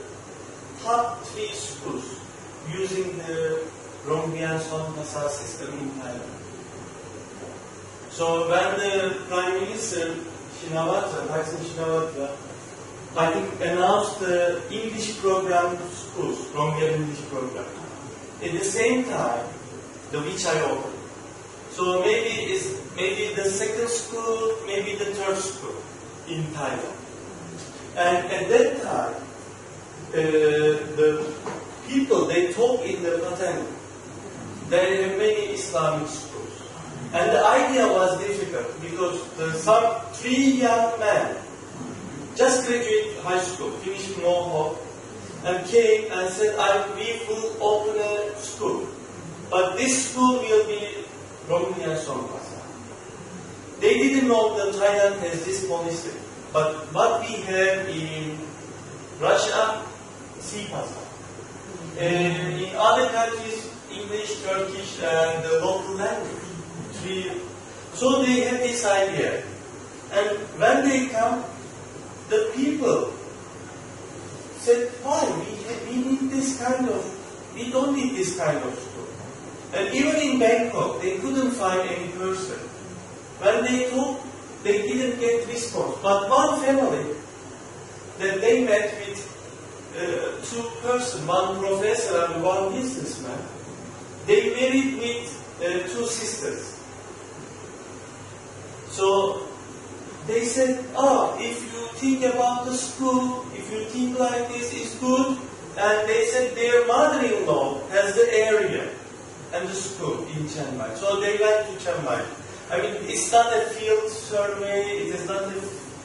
big, deep search. It is just the consequences. So they moved to Chiang Mai. So that means you don't have any plan like... No. At that time, for example, I remember when I was in university, 94, 95, my university is in a state university. And it's at that time only 4 universities had the English program. Maybe 4 or 5. And many of my friends were becoming a volunteer to go, the seniors. So they were going to Nigeria, they were going to South Africa, and it was like this. Okay, we would like to go to abroad to be volunteer. But no one knows. It was the people they gathered at the beginning. The people gathered and they talk. Where can we go? And they just look at the map like this. They say, okay, let's go to, for example, it's Africa, right? Oh, this country looks big. So they went with the business people help them, support them. Little bit. So it's like this. But now it's the more professional because there are many people learn in education. Now it's as a kind of professionals we have more than previous time. So therefore now when we think about opening schools, for example, when I was in school, now I'm not, as administrator we talk about the budget, we talk about the possibilities, number of students. Now become a professional, but at that time they were the kind of amateur energy. จะเรียนศึกษาว่าจะรวดเดียวเลยว่าหรือจะคัดเกรดก่อนแล้วก็ถัดมาอีกทีนึงในไงดีนะครับผู้เรียน You know, as I said, you may get tired to listen, but this is really just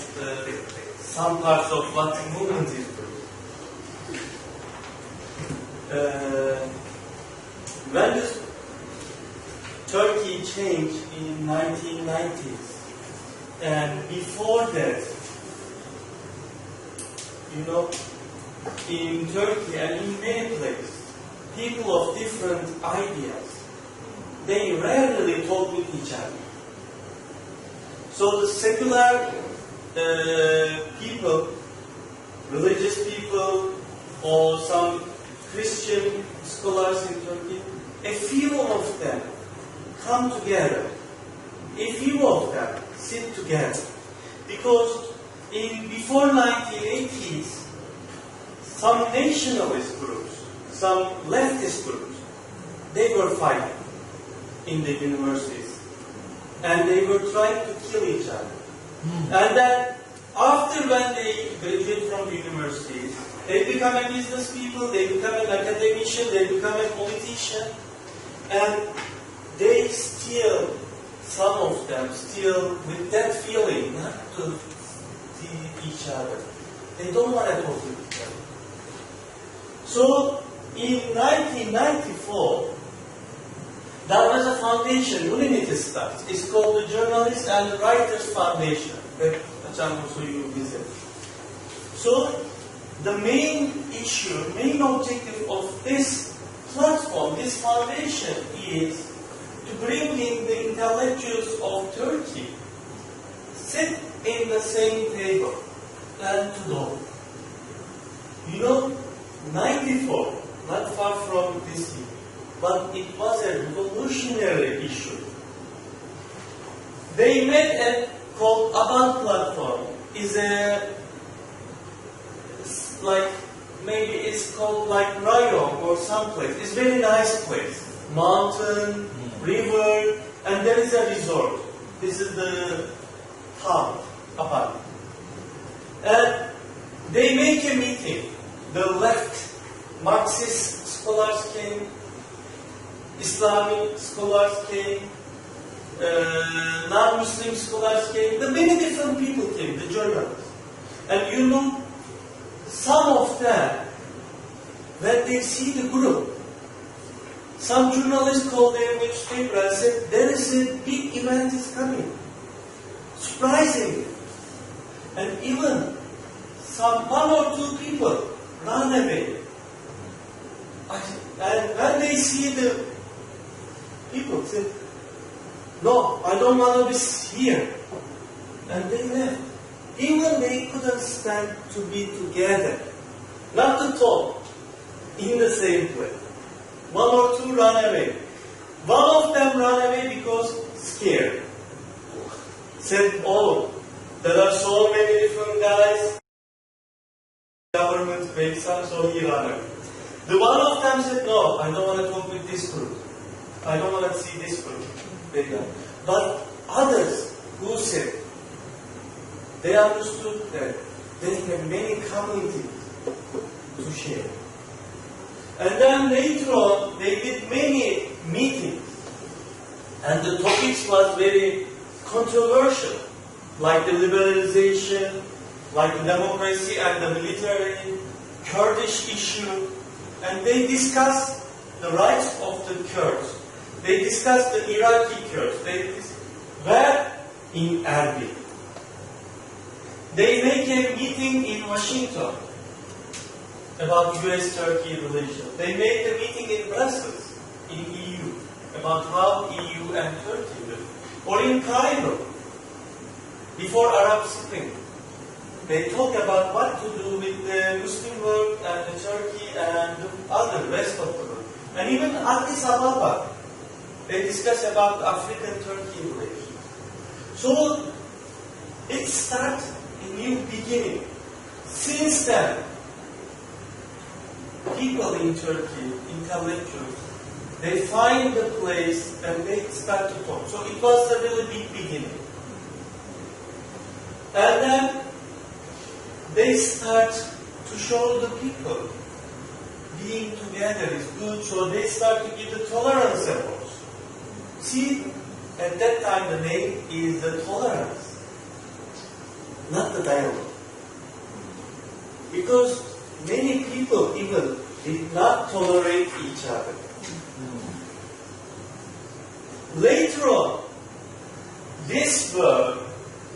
understood as not so good. Because you tolerate, that means you don't like it. I mean, if you think positively, it is good. But there is little bit negative meaning. So they changed to be dialogue. Okay? But in the beginning, when they said tolerance, even it was a huge issue. Wow, tolerance. How? It was very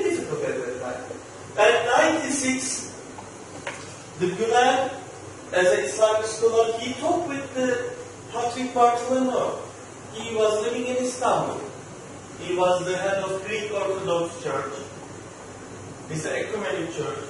And then 98, Bülent visited Italy to visit the Pope John Paul II, the late. And they discussed to make a meeting of Abrahamic religions. You know the Abrahamic, maybe you can explain, shall I explain? นอกจากการเรียนการศึกษานะครับด้านสื่อสารมวลชนแล้วเนี่ยกิจกรรมหนึ่งที่เป็นจุดเด่นของกลุ่มอิสลามก็คือการอ่านเจรนานะครับโอเคนะครับเขามีหน่วยงานองค์กรที่ Journalist and Writer Foundation นะครับหรือที่ตัวย่อคือ AWF เนี่ยนะครับก็เป็นกลุ่มที่จะให้เกิดการสนทนาระหว่างกันยกตัวอย่างที่หนึ่งก็คือที่อาแบนเนี่ยนั่นฟอร์นะครับคือสนทนาเนี่ยหลักที่เป็นแบบบ้านเราคือคุยกันที่ไหนก็ได้ใช่ไหมแต่เขาเนี่ยต้องเป็นที่ที่ดีที่สวยงามอะไรแบบนี้นะครับอันนี้เป็นเชิงอ่านนิดนึงเนาะได้คุยกับอาจารย์จรัสน้องดินก็บอกว่าเราเคยแปลกใจว่าทำไมอเมริกันเนี่ยเวลาเจรจาต้องไปที่แคมป์เดวิดที่นะแคมป์เดวิดในอเมริกาเป็นเจรจาสันติภาพที่ Davos หรือถ้ากรณีอาเจกหรือว่ากรณีความขัดแย้งในอเมริกาเขาจะไปที่บัตรดุอะไรเงี้ยเขาบอกว่าสถานที่เนี่ยสำคัญต่อการพูดคุยส่งผลสำคัญต่อสภาพแวดล้อมที่สวยงามส่งผลต่อการเจรจาสันติภาพที่สำคัญอะไรเงี้ยการจัดสาธารณะของกลุ่มนี้ก็เช่นเดียวกันเขาก็เลือกสถานที่ที่มันมีสิ่งแวดล้อมที่ดีนะครับการเริ่มต้นของเขาก็บอกว่าหัวข้อในการพูดคุยก็สมมติเป็นเช่นเรื่องชนกลุ่มน้อยชาวเคิร์ดชนกลุ่มน้อยในอิรักอะไรต่างๆหรือเป็นคือสังคมเนื่องจากก่อนหน้านั้นเนี่ยความแตกต่างทางด้านความคิดในตุรกีและในมหาวิทยาลัยถึงแต่จะกัดฆ่ากัน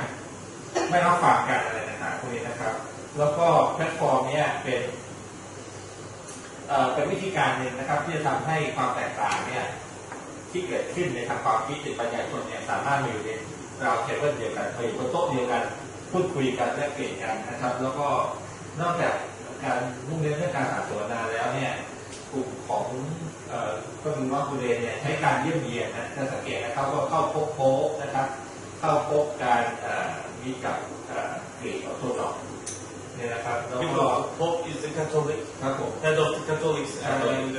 Patrick Bartolomeo is the head of Orthodox. นะฮะทั้งสองนิกายของคริสเตียนนะครับรวมถึงการเริ่มให้รางวัลสำหรับ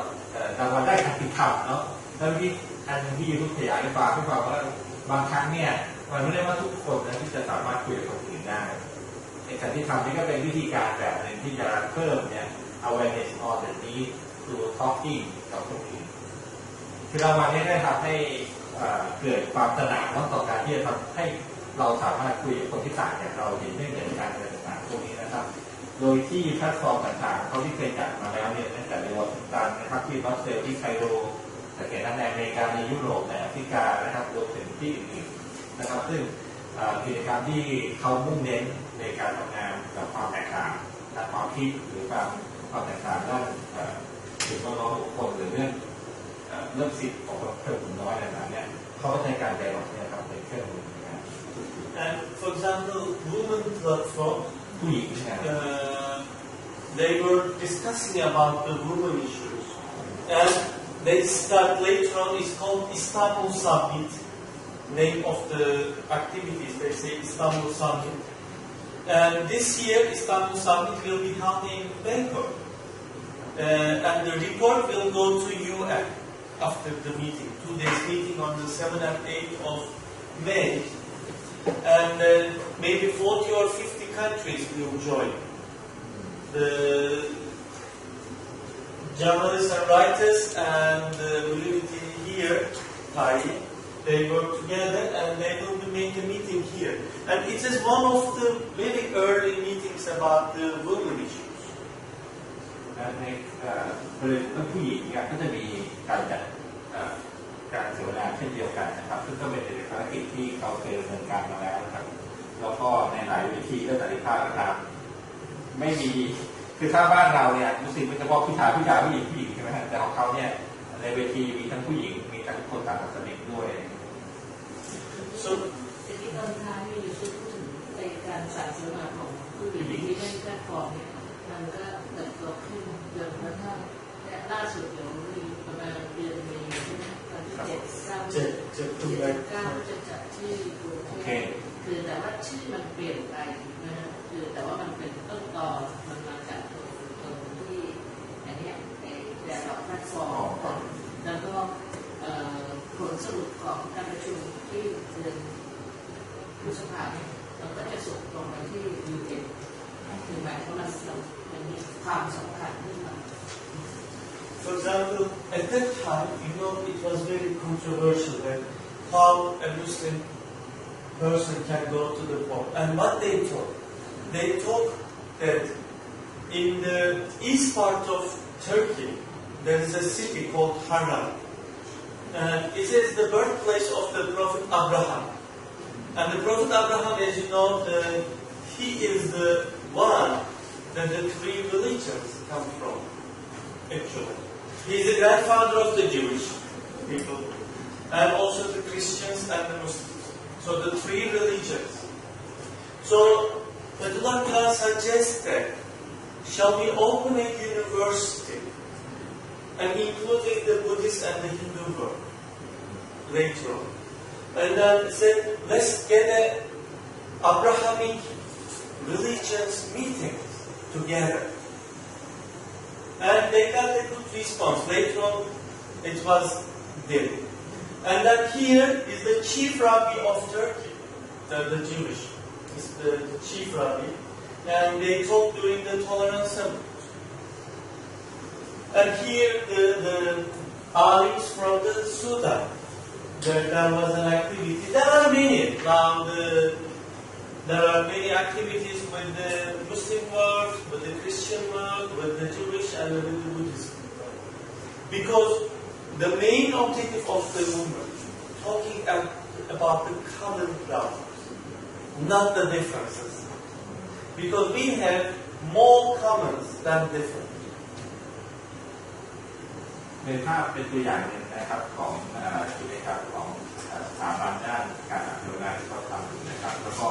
อันนี้คือการเยี่ยมเยียนบุคคลสำคัญนะครับเมื่อกี้เนี่ยที่คุณได้ขยายความว่าเราต้องลองไปเลยพบกับโป๊ปเนี่ย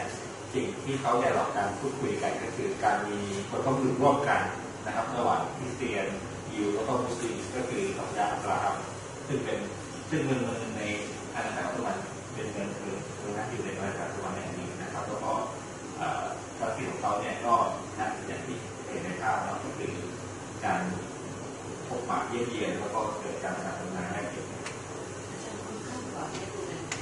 ใช่ครับใช่ He was young, let's say middle ages. How old is he today? He was born in 41. No, it is now. วันเจ็ดกว่าเป็น941อันนี้เท่าไหร่2,005นะ Almost 80. แล้วก็ประเด็นที่เขาไปคุยกันไม่ใช่แค่เรื่องศาสนาเป็นประเด็นทั่วไป And then, when the movement,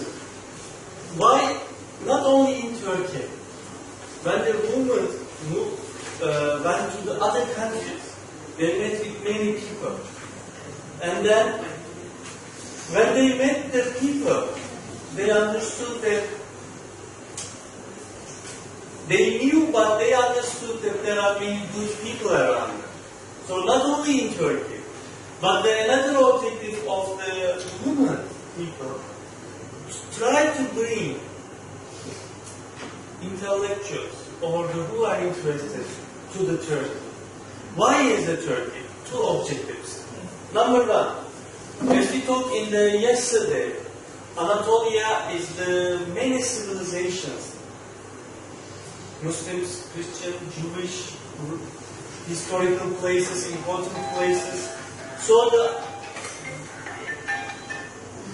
one thing, Anatolia is important for us. Second, there are many institutions. When you go to another country, you are new. How can you explain yourself?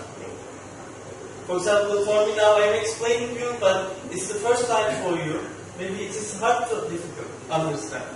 So they try to bring the people For example, I want to open a school here. What kind of school? Who am I? So they took to Turkey to see. This is the school, this is the foundation, this is the media, this is this. So this is the group of people from America. I think the Sofia, right? A.chokchai. Yeah. No. I mean she is the professor. Sonia or Sofia? Sofia, that we met in Brussels. Oh. And then another activity was inviting people to the gatherings, either in Turkey or here. They call sohbet, they call the meetings, friendly meetings, not the serious. They just discuss about the issues, about drinking tea or coffee. And as you see, the table of Abraham is the idea of the people at that time. So the dialogue works like this. And now, for example, the intellectuals from the US, they are very interested and they request that we went to Turkey, we saw the origin of the movement, and they request that they would like to see how the movement works in another place. So they are going to Africa, they are coming to Thailand, and when they come to Thailand, we request the embassy to talk with them, or the university, or the people of Thailand to talk. So they are learning not only the movement, but they are learning the place that they visit as well. They meet with the students, they meet with the academicians in Mahidol and Thammasat or Jula. So this is the activity. And then another issue, cry for help, that I wrote it. In 1999, there was a big earthquake in Turkey that no one prepared themselves. I remember that day, 17 August, 3 a.m., early morning. Only 37 seconds, but I feel that it's an hour. I was alone at home, and 17 people died. At that time, the movement members, some of them went for help. And this is the very common word. If you need help, you can say, is anybody there? So some people under the apartments, think about 5-7 stories of apartment just collapsed. And the people were still under. And they were shouting, they were crying as, is anybody there? So when the people went there, they think they need to help. So it started as a TV program of the Samanyolu. Said, kimse yok mu? Is anybody there? But when the TV, I can write here, but when this TV program get many big response from the people to help, they said, we need to make as organization. We need to make as institution, because it is not easy to help, it's not easy to find a community. So, in 2002, they established the Kimse Yok Mu Aid Foundation, aid organization, sorry. So, Kimse Yok Mu now, they have 31 branches in Turkey, more than 220,000 plus volunteers, working in 113 countries minimum, and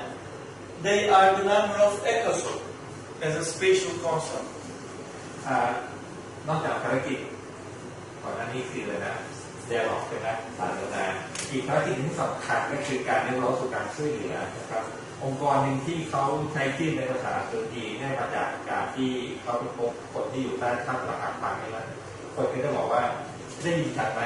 เห็นชัดหรือเปล่าประมาณนี้นะครับประโยคคำว่าคิมเซยกบุกก็ประมาณนั้นนะครับ is anybody there มีใครช่วยเหลือท่านได้ไหมอะไรประมาณนี้นะครับองค์กรนี้เนี่ยหลังเกิดจากปี1999แล้วก็เริ่มด้วยการช่วยเหลือนะครับ ถ้าที่ผมเคยเห็นเนี่ยก็คือรับบริจาคของจากทั่วเลยเสื้อผ้าของใช้ที่เหลืออะไรเงี้ยแล้วเขาก็มาปรับปรุงสินค้าแล้วก็นำไปขายต่อแล้วเอาเงินมาช่วยเหลือผู้ได้รับผลกระทบนะครับตั้งแต่แผ่นดินไหวอะไรต่างๆพวกนั้นนะครับมีสาขาอยู่ในตุรกีประมาณ31 แห่งนะครับแล้วก็มีสมาชิกในการวอลเทียรับบริจาคอะไรต่างๆพวกนี้นะครับประมาณ220,000 บวกนะครับแล้วก็ทำงานอยู่ใน113 ประเทศทั่วโลกนะครับเป็นคุณยกมูเนี่ยเป็นหนึ่งในหน่วยงานของอิสโก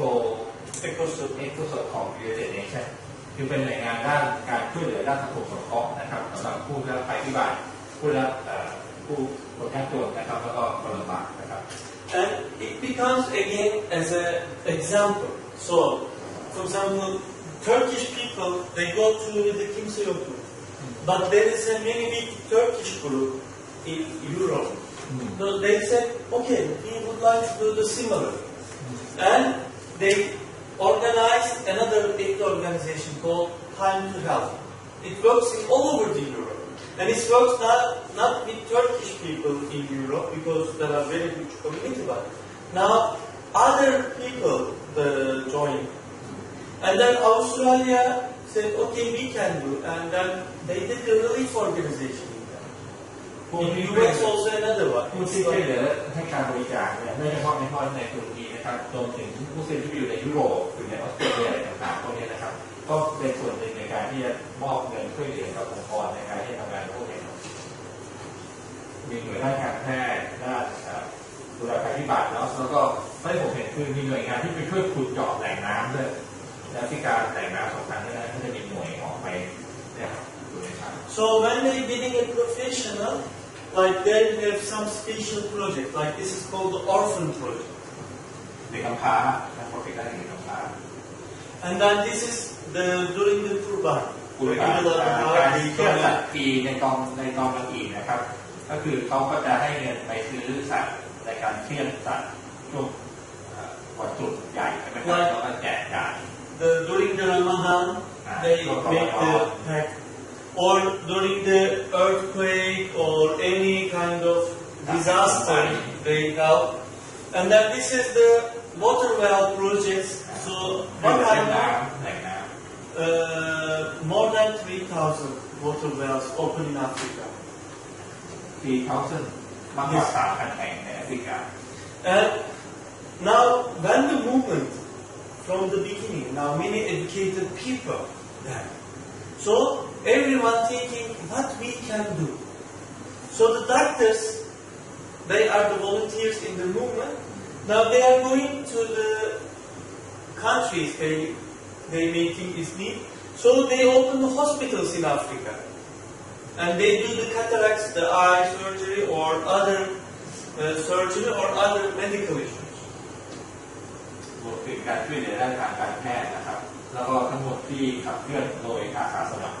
อันนี้เป็นกิจกรรมที่น่าสนใจในต่างประเทศเพราะว่าคนที่ทำงานอาจจะไม่ทำงานทั้งปีแต่มีช่วงเวลาที่เขาสามารถทำงานกับ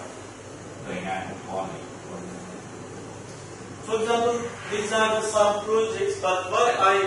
choose this Kimseyo News? เป็นโปรเจกต์ของCCSU ครับ Now, in 13 years, 3 ปีนะครับ113 ประเทศ they have more than 4.5 million people they reach. ประมาณ 4-5 ล้านคน But most important thing there, all the donations, 91% of the donations going to the people who need. This is the record number. What is the meaning of this? When you establish an institution, when you collect the roybar for the poor people, you are not giving roybar. Why? Number one is the institution needs some money. People in there need salary, need transportation, need need papers, need everything. So they accepted if genetic person, maybe I am wrong, I'm not specialist in, but they say if you give more than 70%, you are good. Because if you want to help Africa, you need to buy a ticket. So you can buy with airline A hava dolar, airline B jet dolar. You need to be sensitive. Or you can use the car of your friend, or you can rent a car.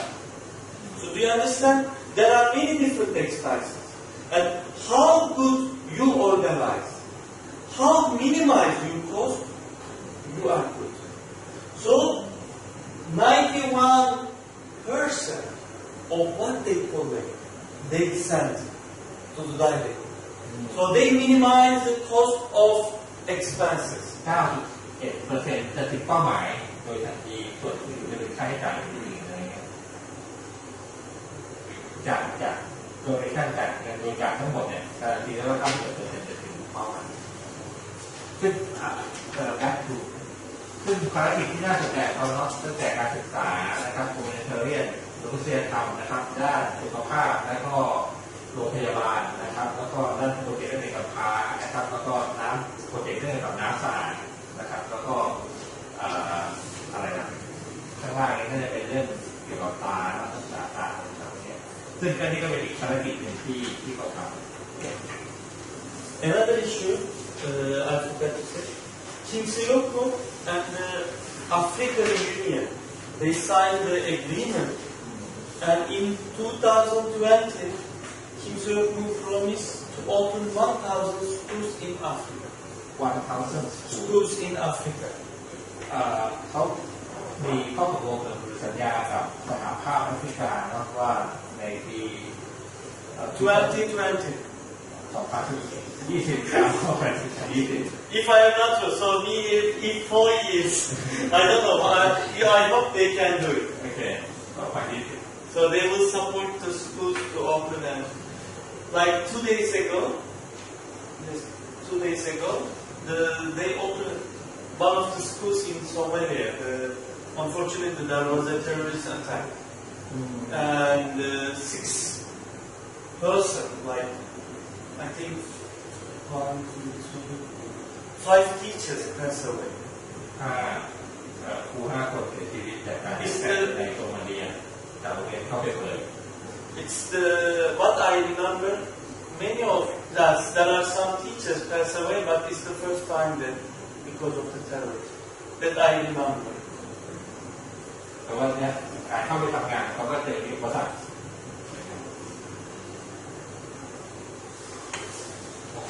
Another field is the business gathering, because since the businessmen support, and when they start to meet each other, they try to make a business with each other. This is the one. The second one, when the people graduate or when people know the community, they also do the business. So now the Hizmet movement volunteers, they have a very big business connection. This is Tuskon was one of the biggest in Turkey. Under Tuskon umbrella, there were more than 40,000 businessmen. 40,000 businessmen. They were trying to do the business with other countries. But it is not only Tuskon. In each country, there are trade organizations to improve, as I said again, the local business, not to Turkey only. It is not one way, it is a kind of many ways. Like in Thailand, the organization here would like to improve the business in Thailand, with Turkey, with other countries. So in each one, they work to improve the business as well. การขับเคลื่อนนอกจากด้านการศึกษาด้านการพัฒนาด้านการพัฒนาแต่ใจสำคัญของเขาเองก็ต้องมีกลุ่มธุรกิจเนาะเขาบอกว่ามีประมาณสัก 40,000 businessman นักธุรกิจที่อยู่ในเครือข่ายที่ให้การช่วยแล้วก็ไม่ได้ทำการค้าเฉพาะในประเทศนะแต่หมายถึงว่าระหว่างประเทศหรืออย่างการมาทำในประเทศไทยเขาก็มีสมาคมธุรกิจไทยตุรกีด้วยคือของเขาเนี่ยการค้าก็เป็นเส้นเลือดสำคัญในการที่จะทำให้มีจุดเพิ่มในการทำงานใช่ไหมแต่ว่าในทางในด้านการศึกษาและส่วนของเขาก็เป็นงานที่ควบคู่ไปพร้อมกับธุรกิจด้วย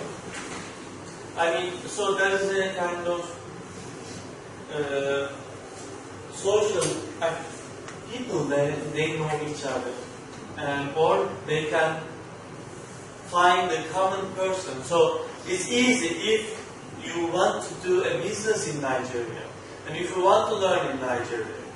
through this channel, it will be very easy. The movement can help the details of the Nigeria, or can find for Thai person here wants to do business in Africa. If we can use these connections, and they can find the businessman in there. For example, when I was in Brazil, I talked with some young businessman and said he knows someone related with the football business. I said, oh, I know someone in Thailand. So I gave the phone to him. And they are talking. I don't know if they can do business or not, but this is a network that they can use it. อันนี้ที่เขาทำก็คือการสร้างเครือข่ายเน็ตเวิร์กถือว่ามีคนนักธุรกิจและก็เซลล์ต้องการสินค้าที่ท่านจากคนไทยเนี่ยเขารู้จักใครในเมืองไทยก็เป็นตัวเชื่อมเป็นตัวเชื่อมโยงให้จำได้ว่าที่ไปอาจารย์ประชุมเนี่ยมีอาจารย์คณะสถาปัตยกรรมซึ่งเป็นบอร์ดธนาคารกลางของประเทศไทยนะครับเวลาไปที่นู่นเนี่ยก็จะมีกลุ่มนักธุรกิจก็เชิญเขาไปให้คำปรึกษาในเรื่องของการทำธุรกิจด้วยฉะนั้นจะเห็นของเขาว่าเขาไม่ได้แบ่งว่าศาสนาต้องไม่เกี่ยวข้องกับการค้าต้องไม่เกี่ยวข้องกับสังคมเฉพาะแต่เขาสามารถทำรวมกันได้ในการขับเคลื่อนและเข้าใจสังคมได้ And after the 9/11, หลังจาก9/11 everyone was wondering what Gandhi was talking about. And he wrote the article to the newspapers. And he is the one of the very first Islamic scholars declared that a terrorist cannot be a real Muslim, and real Muslim cannot be a terrorist. ท่านเป็นคนแรกๆที่ออกมายืนยันว่าแนวคิดอิสลามก็คือผู้ก่อการร้ายไม่ใช่มุสลิมที่แท้จริงแล้วก็มุสลิมที่แท้จริงไม่ใช่ผู้ก่อการร้าย And he gave the evidence from the Hadith and the Quran. And after the Paris attacks, he wrote to the newspapers, Le Figaro and the other newspapers, about what Muslims can do. And he declared that this extreme, violent extremists, they are like the cancer cells in the Muslim world. So we need to solve this issue. ท่านให้สัมภาษณ์ในหนังสือพิมพ์ว่าปีสุดท้ายก็คือว่าการก่อการร้ายเป็นเหมือนมะเร็งร้ายในร่างกายของมุสลิมฉะนั้นไม่อยู่ได้ว่าไงครับนอกจากยืนยันในคำพูดนี้เนี่ยอันหนึ่งที่ถ้าเป็นนักวิชาการก็คือคนแรกๆที่ออกมายืนยันว่าการใช้ความรุนแรงหรือการก่อการร้ายเนี่ยไม่ได้อยู่บนหลักการศาสนาโดยที่คำพูดเหล่านี้เนี่ยมีพื้นฐานมาจากคัมภีร์กุรอานนะแล้วก็วัฒนธรรมทางศาสนา For example, he is also one of the intellectuals said when the Arab Spring started, he said that is it the Arab Spring or Arab Autumn? Because he said that this demonstration without controlling, it may lead other disasters. Because the democratization may not go through with the street demonstrations that we saw in Syria and the other places. So he said he is very worried about it. ท่านมีความกังวลในตอนที่เกิดอาหรับสปริงแล้วเมื่อกี้ที่ประโยคที่ท่านพูดทำให้ผมคิดถามว่าด้วยเราก็จะเข้าใจคำว่าอาหรับสปริงคือการลุกขึ้นของชนชั้นล่างใช่ไหมแต่ว่าใช้คำว่าสปริงในความหมายนี่ที่อาจารย์ดูไม่ใช่ใบไม้คลิปแต่มันเป็นช่วงของการที่จะออขึ้นนี่คือฤดูกาลที่มัน Going to winter, let's say, because in the four season time, spring means right before the summer, the good and everything will be perfect. คือไม่ใช่ร่วงแต่กำลังจะผลิดอกออกใหม่ Autumn means you are going to winter. So he said he is worried about it. And now, just right now, a few weeks ago, there was a meeting gathering in the Brussels about the country-wide extremism and the Mujahideen and the Muslims' responsibility. So these similar meetings will be held in other countries as well. And the scholars of different disciplines and the intellectuals. So this is the way that how we can do, we need to discuss. How society, because this is not only the Muslim extremism, or the Hizbet's idea, all kinds of the violent extremism is not good. So it is the hatred, making a singularity, is all these kind of things is the problem. So if the people say there is other, it's a problem. So how the people can talk together, how people can work together, how people can live together, this is the main concern of it. สิ่งที่กลุ่มนี้ทำงานก็คือทำงานกับอินเทลเล็กชวลและทำงานกับปัญญาชนในแต่ละประเทศก็จะมีงานสัมมนางานที่เกิดการได้เปลี่ยนเรียนรู้นะครับได้เกิดการตระหนักนะครับว่าเราจะทำยังไงกับปัญหาที่เกิดขึ้นนะครับในที่ต่างๆในโลกแม้กระทั่งในเมืองไทยครับในว่าปีที่แล้วก็จัดที่มัธยมนะครับในเรื่องเกี่ยวกับการมนุษยธรรมอะไรต่างๆนี้นะครับแล้วก็อันหนึ่งก็คือทำให้มีการเปิดพื้นที่ว่าจะคุยกันยังไงว่าอะไรที่เราสามารถจะทำร่วมกันคุยกันแล้วก็สามารถที่ทำให้เราสามารถอยู่ร่วมกันได้ซึ่งนี้ก็เป็นอีกหนึ่งภารกิจที่เขาทำในระดับปัญญาชนนะครับระดับอินเทลเล็กชวลในระดับประเทศ And the important thing that the Hizmet, more than talking in the issue in Hizmet is the action. So not only talking but an action. For example, when the schools opened in Afghanistan, before Taliban came, schools didn't close. Continue. Taliban moves, new government came, school continues. The girls still studying there. So the Hizmet didn't say that, oh, there is a radicalism in Afghanistan, what to do, how to do, the talk, not like this. The people go there, open a school. The hundreds, maybe thousands of girls studying there. But the main idea of Hizmet, let's do the work first. And then we can do the promotion, we can do the explanation later. So therefore, it is very difficult to find what Hizmet is doing. Because generally we are weak about promotion, because we don't want to promote. This is the one issue there. So to choose some photos here on the internet, it was difficult for me to find. เมื่อกี้นี้สิ่งที่ท่านพูดให้ฟังก็คือว่าองค์กรเขาเนี่ยไม่ได้พูดอย่างเดียวแต่เป็นองค์กรที่ปฏิบัติด้วยนะครับทำด้วยแล้วก็แม้ว่าสถานการณ์จะเป็นอย่างไรเขาก็ยังต้องทำในกรณีนี้คือยกตัวอย่างที่อัฟกานิสถานใช่ไหมครับแล้วก็เป็นองค์กรที่ไม่ได้เน้นเรื่องของการโปรโมทนะครับโดยที่สิ่งที่เขาทำเนี่ยเขาได้ทำให้เห็นว่าการขับเคลื่อนขององค์กรเนี่ยเป็นรูปธรรมที่เห็นได้ชัดจากการที่เราปฏิบัตินะครับ And this is another project. When I say globalization, and when we say that Hizmet is very dynamic. Always we are learning. เขาเป็นองค์กรต้องเรียนรู้อยู่ตลอด Based on the place that we live, time and opportunities or needs. For example, 14 years ago, the schools, the Turkish teachers of schools in abroad, I remember, I'm a math teacher, but I remember, they were talking And they said that why we don't have, Achal, you need to translate this one. Why we don't have a standard Turkish exam?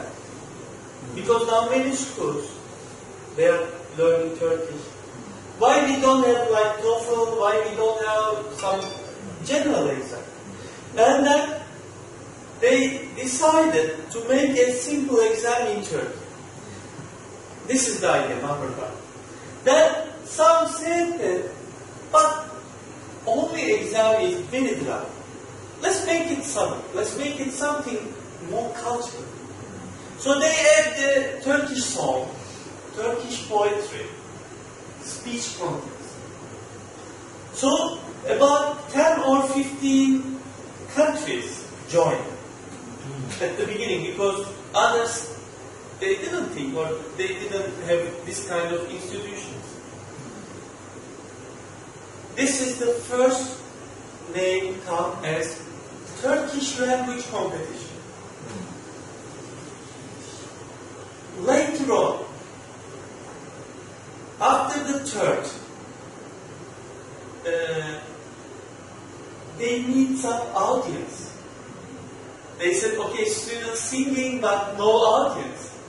So they invite some local volunteer people. And they said that, oh, this is very good one. And students are very talented. Why is only small group people? And it becomes a big and big and big. The name changed to be International Turkish Language Olympiad. And I was the Thailand coordinator of 8, 9 and 10. We joined, the Charity joined from the 5th one.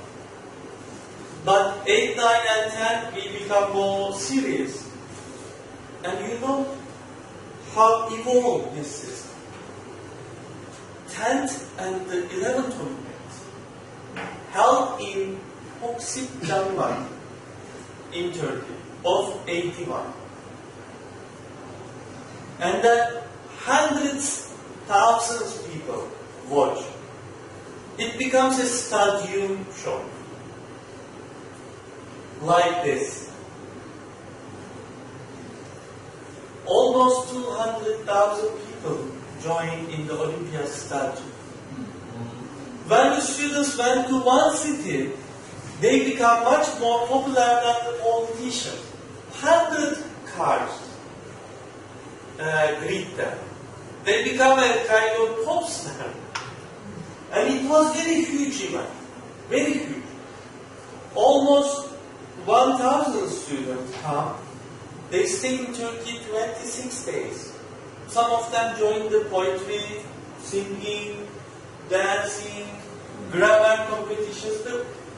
Turkey accepted as a huge event.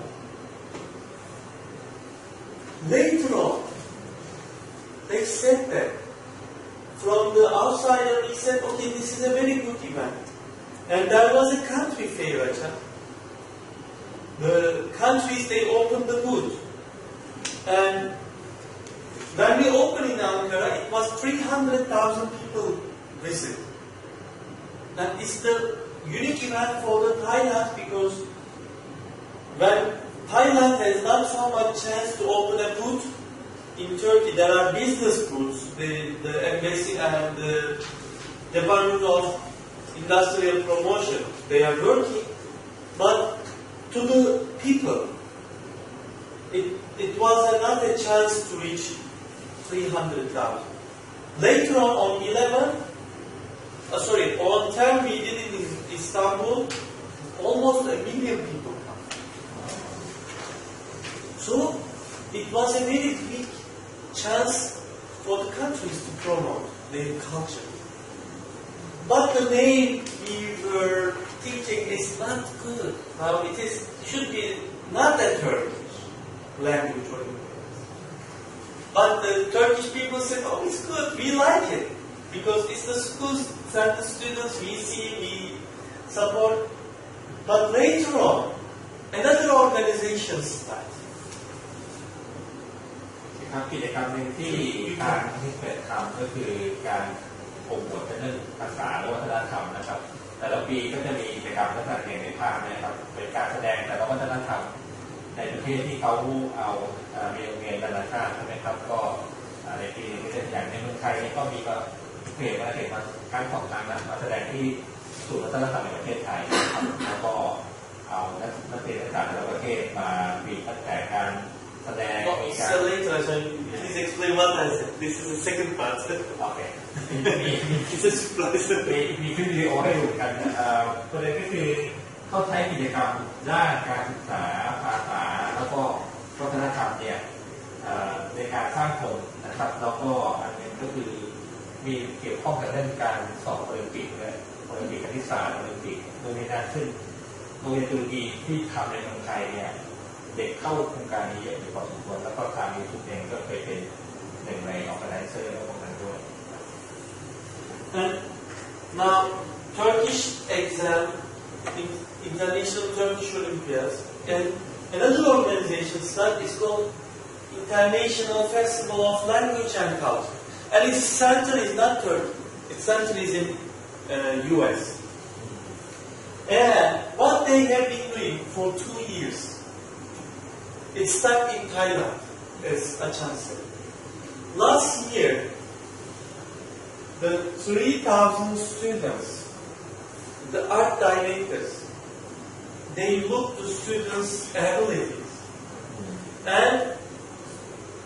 in Thailand, they asked the people, schools and us, we become a sponsor. And then for 110 minutes timing, what you can show? They bring the students here. But it becomes as different. It's about 40% we show the Thai culture. 60% students from abroad, they came, they perform their own culture. Turkish song, French song, Bulgarian song, Russian song, African song in their own language. And then, start with the Thailand. They move to Australia. Different students, maybe some of them say, but another show. And then they move to Ethiopia. They move to Kyrgyzstan. And then they move to Washington. 48 Thai students went more than 10 countries last year. They show in, I can show you. This is the capital here. And these are the Thai students. See? They did the Thai dance show in the capital here. And this guy is the senator. So think about it. As a Thai student, they visit White House, but unfortunately they couldn't do the show in White House, but in the capital. They get a chance to show their own culture. Now therefore I said localization very important. It starts as a Turkish language competition. It becomes as a Thailand activity now. And this is, sorry. For example, what we say, International Festival of Language and Culture in Thailand. This year, 3 months, 35 countries. Start with the Philippines. Right after the Philippines, about 2-3 days later, it was in Texas. And then another country, I forgot the country name. And then it comes to Thailand, but Thailand is the biggest one. And then it moved to Brazil. And it's like this year, it will be in the Sydney Opera House in the Australia. And in the US will be UN building, will be the show place. So each country add their own flower to this one. And each country, they have their own system. But very similar format. Maybe next years it will evolve in some else. But the students now, they are really professionals. ครับกิจกรรมที่เขาทำเนี่ยที่เราเห็นนะครับก็คือให้เด็กได้แสดงความสามารถนะครับโดยที่ทำให้วัฒนธรรมของแต่ละประเทศของแต่ละท้องถิ่นเนี่ยสามารถมีเวทีแสดงในระดับโลกนะครับประเทศต่างๆอยู่เรียนกันไปนะครับแล้วก็เป็นภารกิจหนึ่งในการพัฒนาศักยภาพความสามารถของเยาวชนที่อยู่ในเครือข่ายที่เขาทำงานLet me answer your question about the funding. You need to support for the students to go abroad or the funding of the language. The main funding come from the contribution from the people or the funding from the religion or the zakat. No, not zakat. Zakat is very simple. Now, it's zakat is a local. It is based on which activity you have done. For example, in Turkey at that time, when they established the schools, the people donate really huge money,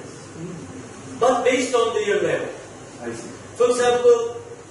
when they see in their city they need the school in Turkey, I'm talking about 1980s,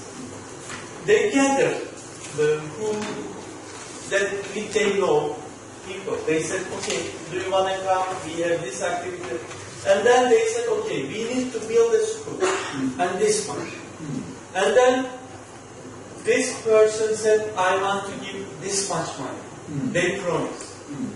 That much. And even I can tell you that sometimes when they get a problem to support, they sell their own cars, their own houses. And it is not one time, it's happened many times. And it is not the zakat, or it is not as a small donation of, if you have 100 baht, it is not about 1 baht. Mostly they gave 90 baht or 98 baht. I am not kidding. At the beginning, this sacrificing made by the business people, they made by the small shop owners. There are some stories. Some people, they don't want to talk this much of their contribution, but one of the good example that let's say roti shop owner, the small car, and he said he would like to help to build a dormitory, 1970s, and he was just a small. Think about roti shop. The roti car. What he sell? In the evening, he was giving the most of the things to the community. And once he came, and he said, is it possible? Because he said to only one person, not to the crowd. He said his shoe is, now there is a hole, and it's a winter. Is it possible? Not the new one. It's an old shoe. Because he didn't save any money for himself. So this is the sacrificing the people. And I remember one case with my own experience. I live in the house of the community. But in the house, my income was okay. My friends also, it's okay. But each house sponsored by the people. We had 2 sponsors. One of them was very person in Ankara. He has a huge business.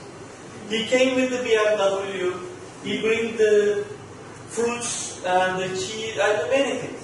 with the high quality. And we said, no need. He said, no. Whatever I ate, you should. Because I am the sponsor. But we had the income, our own. My father sent it. I said, no, it is not. Because you may go, another person come. I am the sponsor to this house. I need to do my duty. Let me do it my duty. Then another sponsor was working in a government, is a civil servant, but is a low ranking. His salary was not okay. But he said, during the Ramadan, the government gives the packed to the people. We had everything at our house. His house was, we lived in the apartment, 24 hours hot water, it is warm, it is one of the top places in Ankara, high school level. But he was living in the suburb area of Ankara, harder condition than us. We have the central heater, he has the, what you call, own heater, he must put the coal and the wood. So we were in better income than we are. But he came with the 2 packs. He said, this is the government gave it to me. I'm giving to you. We said, we don't need. He said, no. This is my duty to support. My duty to support. No one gave this duty to him. No one, but when he said, I will do it, in his heart, he said, this is my duty. For example, another story, my friend said, they said they were playing football in the evening time, midnight almost, maybe 9 or 10. One local shop owner was playing with them. And they said, okay, let's go to drink tea after the match to house. But then that shop owner, small business owner said, I will come a little bit late. Let me excuse. But my friend said, I knew what he will do. So I said, no, you should come with us. He said, I know he has some difficulties in the money at that time, because it's a very small shop. And I insist him to come with us. But at the end, that sponsor said, I need to buy a fruit for you. Because in my life, I never entered the houses that I sponsor with empty hands. So he was planning to go to one of his friends to borrow a small amount of money to buy a fruit. He is the shop owner, but he has not enough money even to buy fruit. But he said that it's my duty. I never entered the house with empty. So many of the things is start with this kind of sacrificing, not with the zakat. People give the zakat also in some activities. So, but this kind of events now, number one, they have a big business sponsors, because this is, we cannot compare with the old time. It's changing. So some of them, like Kimse Yokmu, still ask the donations. But now schools, they have their own money to run. For example, the company in here is a company, so they cannot this kind of donation. So they are, now it's different. For this kind of sponsors, some of the school, some of them, they have school sponsors to go, but some of them, the organization, they have huge sponsors in their own country, like Australia. The businessman, they become a sponsor.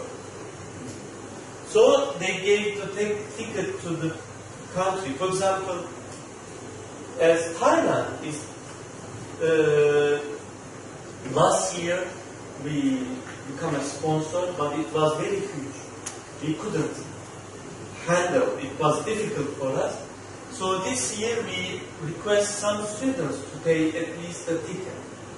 So this year students little bit, because they are in country. So it is based on the timing and the project. คำถามของท่านผอ.ถามว่าเงินช่วยเหลือการสนับสนุนมาจากไหนนะครับขอถามว่ามาจากเรื่องการหรือเปล่าเนี่ยทางทุกคนบอกว่าสกัดเล็กน้อยมากเพื่อเทียบกับการช่วยเหลือจากมีผู้บริจาคนะมีกลุ่มนักธุรกิจมีอย่างพานักข่าวไปประเทศนี้ก็ได้มีกลุ่มนักธุรกิจขนาดใหญ่ที่ให้การสนับสนุนให้การช่วยเหลือรวมถึงอะไรนะ ในกรณีของเรื่องพิเศษยกมือเมื่อกี้เนี่ยเรื่องของการช่วยเหลือสังคมเฉพาะเนี่ยก็มาจากเงินบริจาค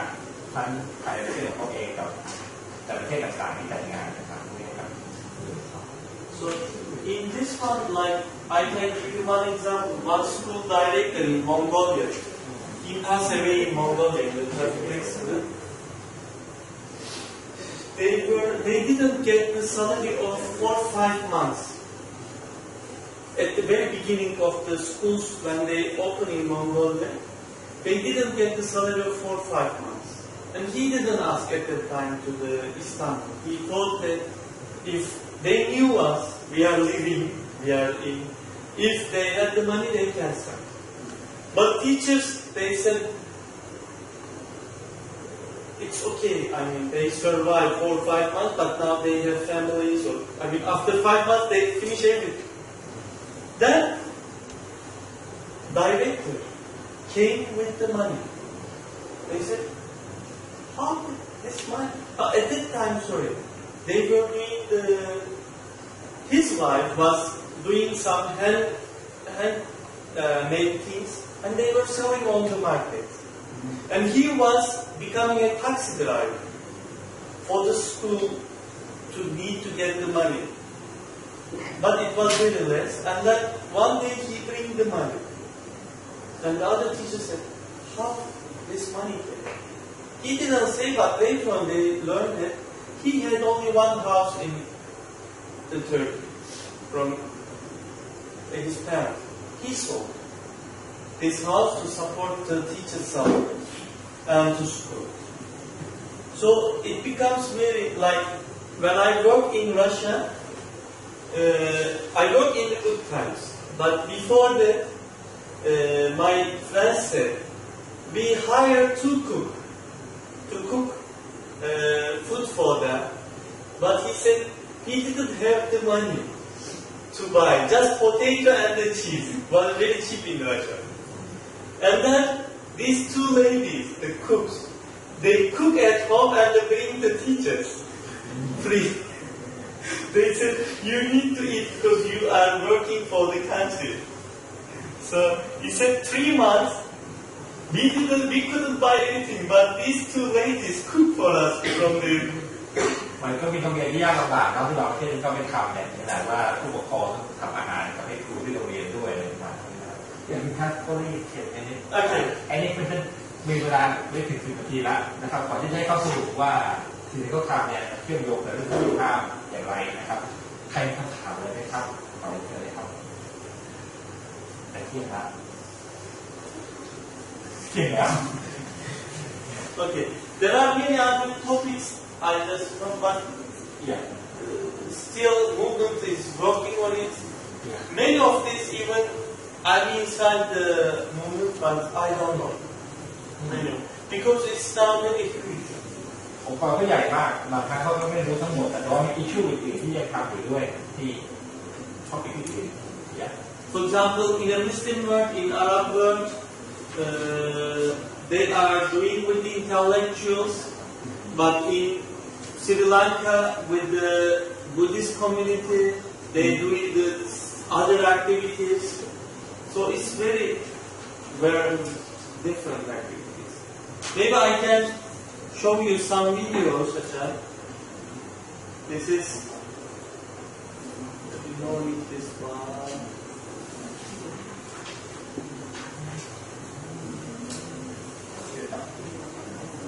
Do we have sound, Achai?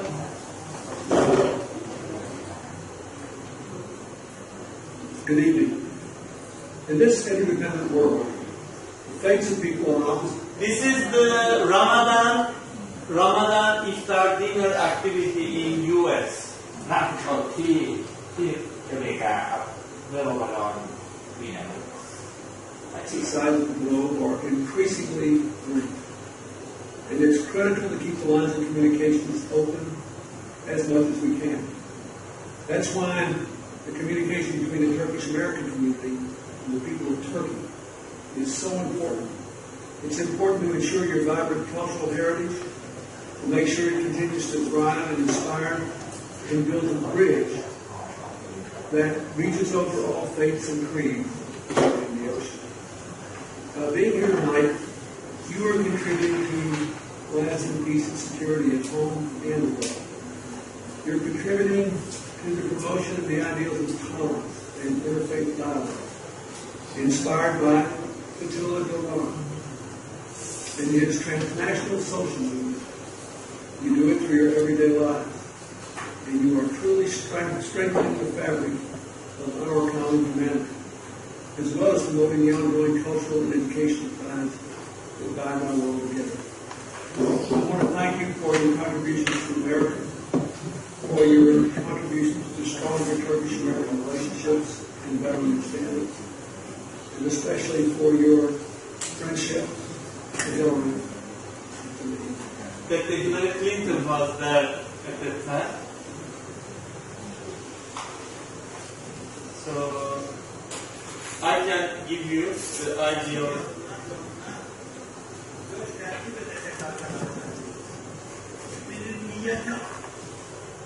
Fethullah Gülen, as I said, Islamic scholar. So when he gave the sermons in the mosque,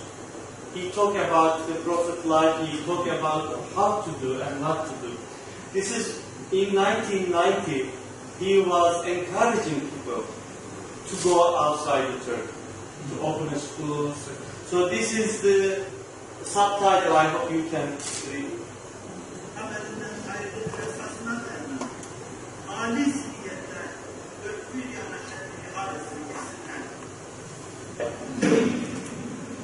This is the Bosnian.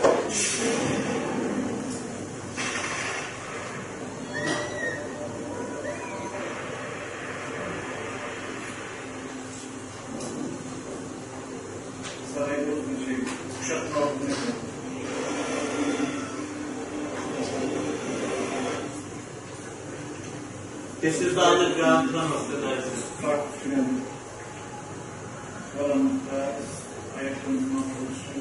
Havasız, arkamızda sırtımızda çantamız. Fiziksel şartlar zordu ama biz tek varlığı çok sevinçliydik. Çok As the movement was gaining momentum in Turkey, the war in Bosnia was pitting Muslims, Eastern Orthodox Serbians, and Croatian Catholics against each other. Sarajevo sustained the longest siege of the capital in the history of modern warfare. Nearly 12,000 civilians were killed and 56,000 more wounded. But these two men, armed only with their desired police guard crew service and with only $300 between them, crawled through a tunnel to get into the war zone, not as soldiers, but as teachers.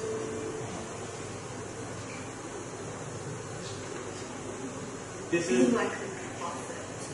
who realized the highest truths, but then brought that back to the world to make the world a better place. You can really connect the dots historically right to Mr. Fethullah Gülen.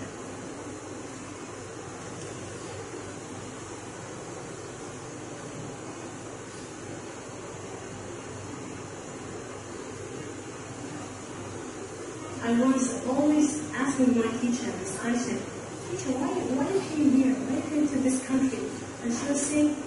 "To help you, to educate you."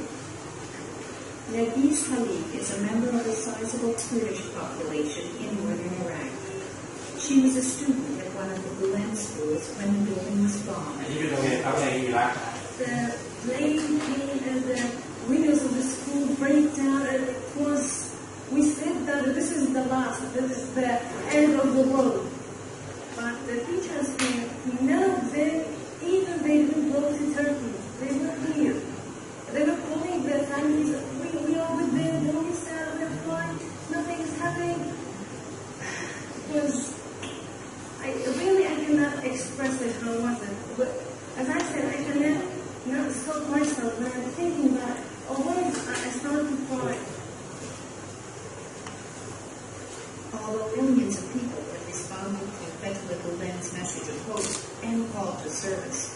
Turkey's secular establishment was not alone. There was an image of Fethullah Gülen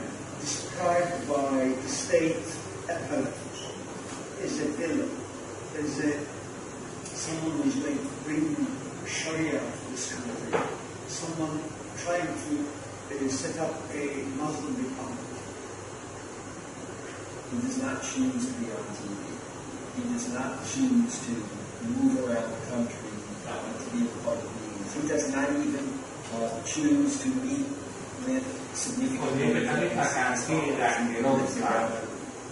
ตอนในอเมริกาและก่อนชอบครับ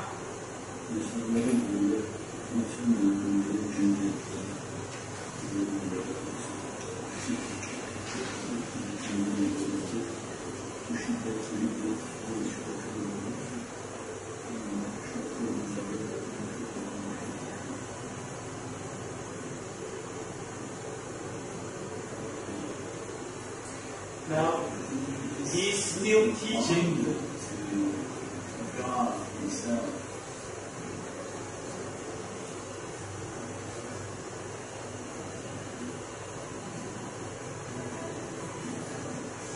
These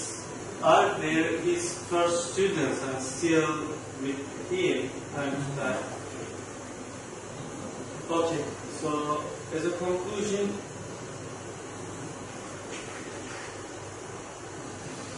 his movement as case study, as I explained, there are many things inside. So if you look deeply, there is a issue, is a serving to humanity. And whoever can be a part of his movement or can lead the movement. There is no registration, there is no membership. There is no membership money. It is how you contribute. There is no center. Now, okay, we respect Fethullah Gülen, we read his books, but it's every part of the movement is the autonomous. We decide ourselves what to do with the local needs. That was globalization. And I've been in the movement for, let's say, 23 years that I met when I was in Malta. And I had my other dreams, but before the entrance exam, my teacher in the tutoring center said, Yusuf, instead of being an engineer or doctor,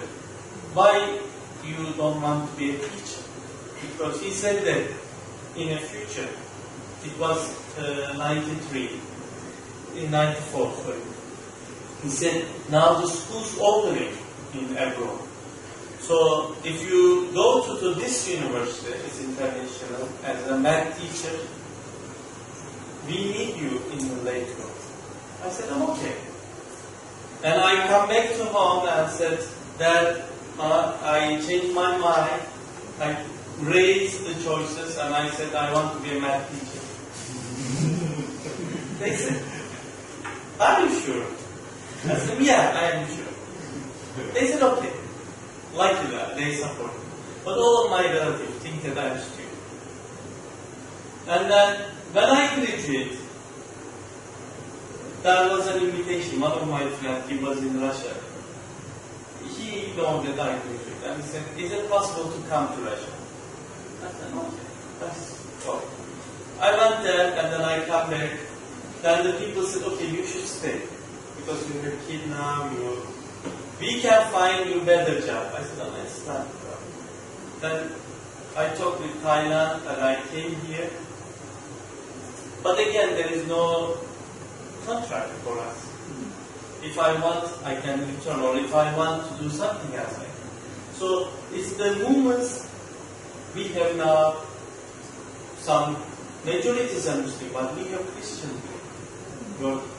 We have Jewish people. We have Buddhist people. Because each one of them think that they can contribute for them, their country, and for the whole world. So each one of them do what they can do. For example, I didn't show you, but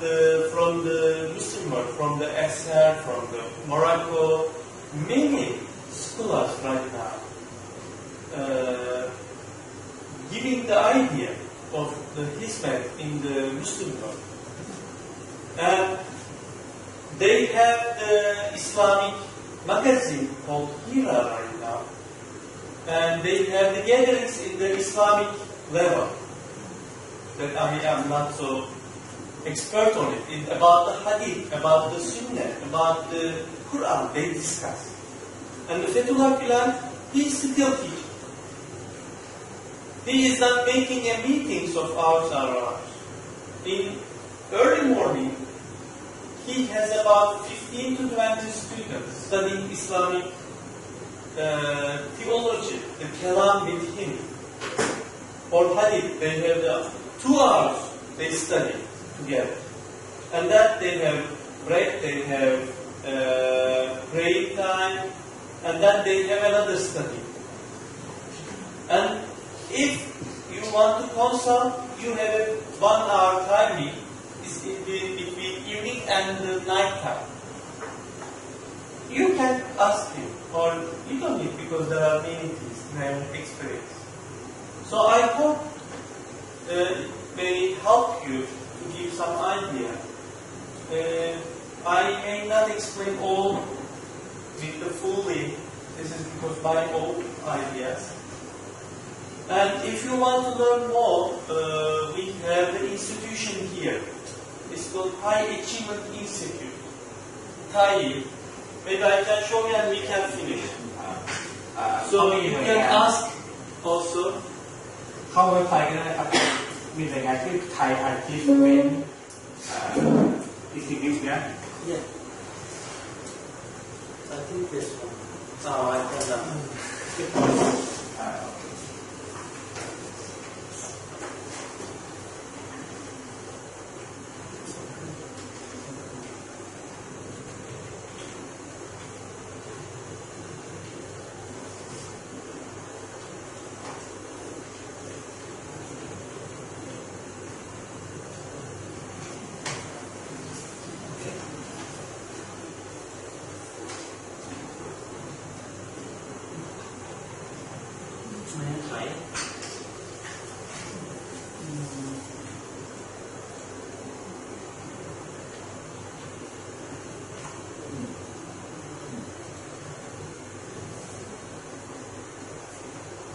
This one.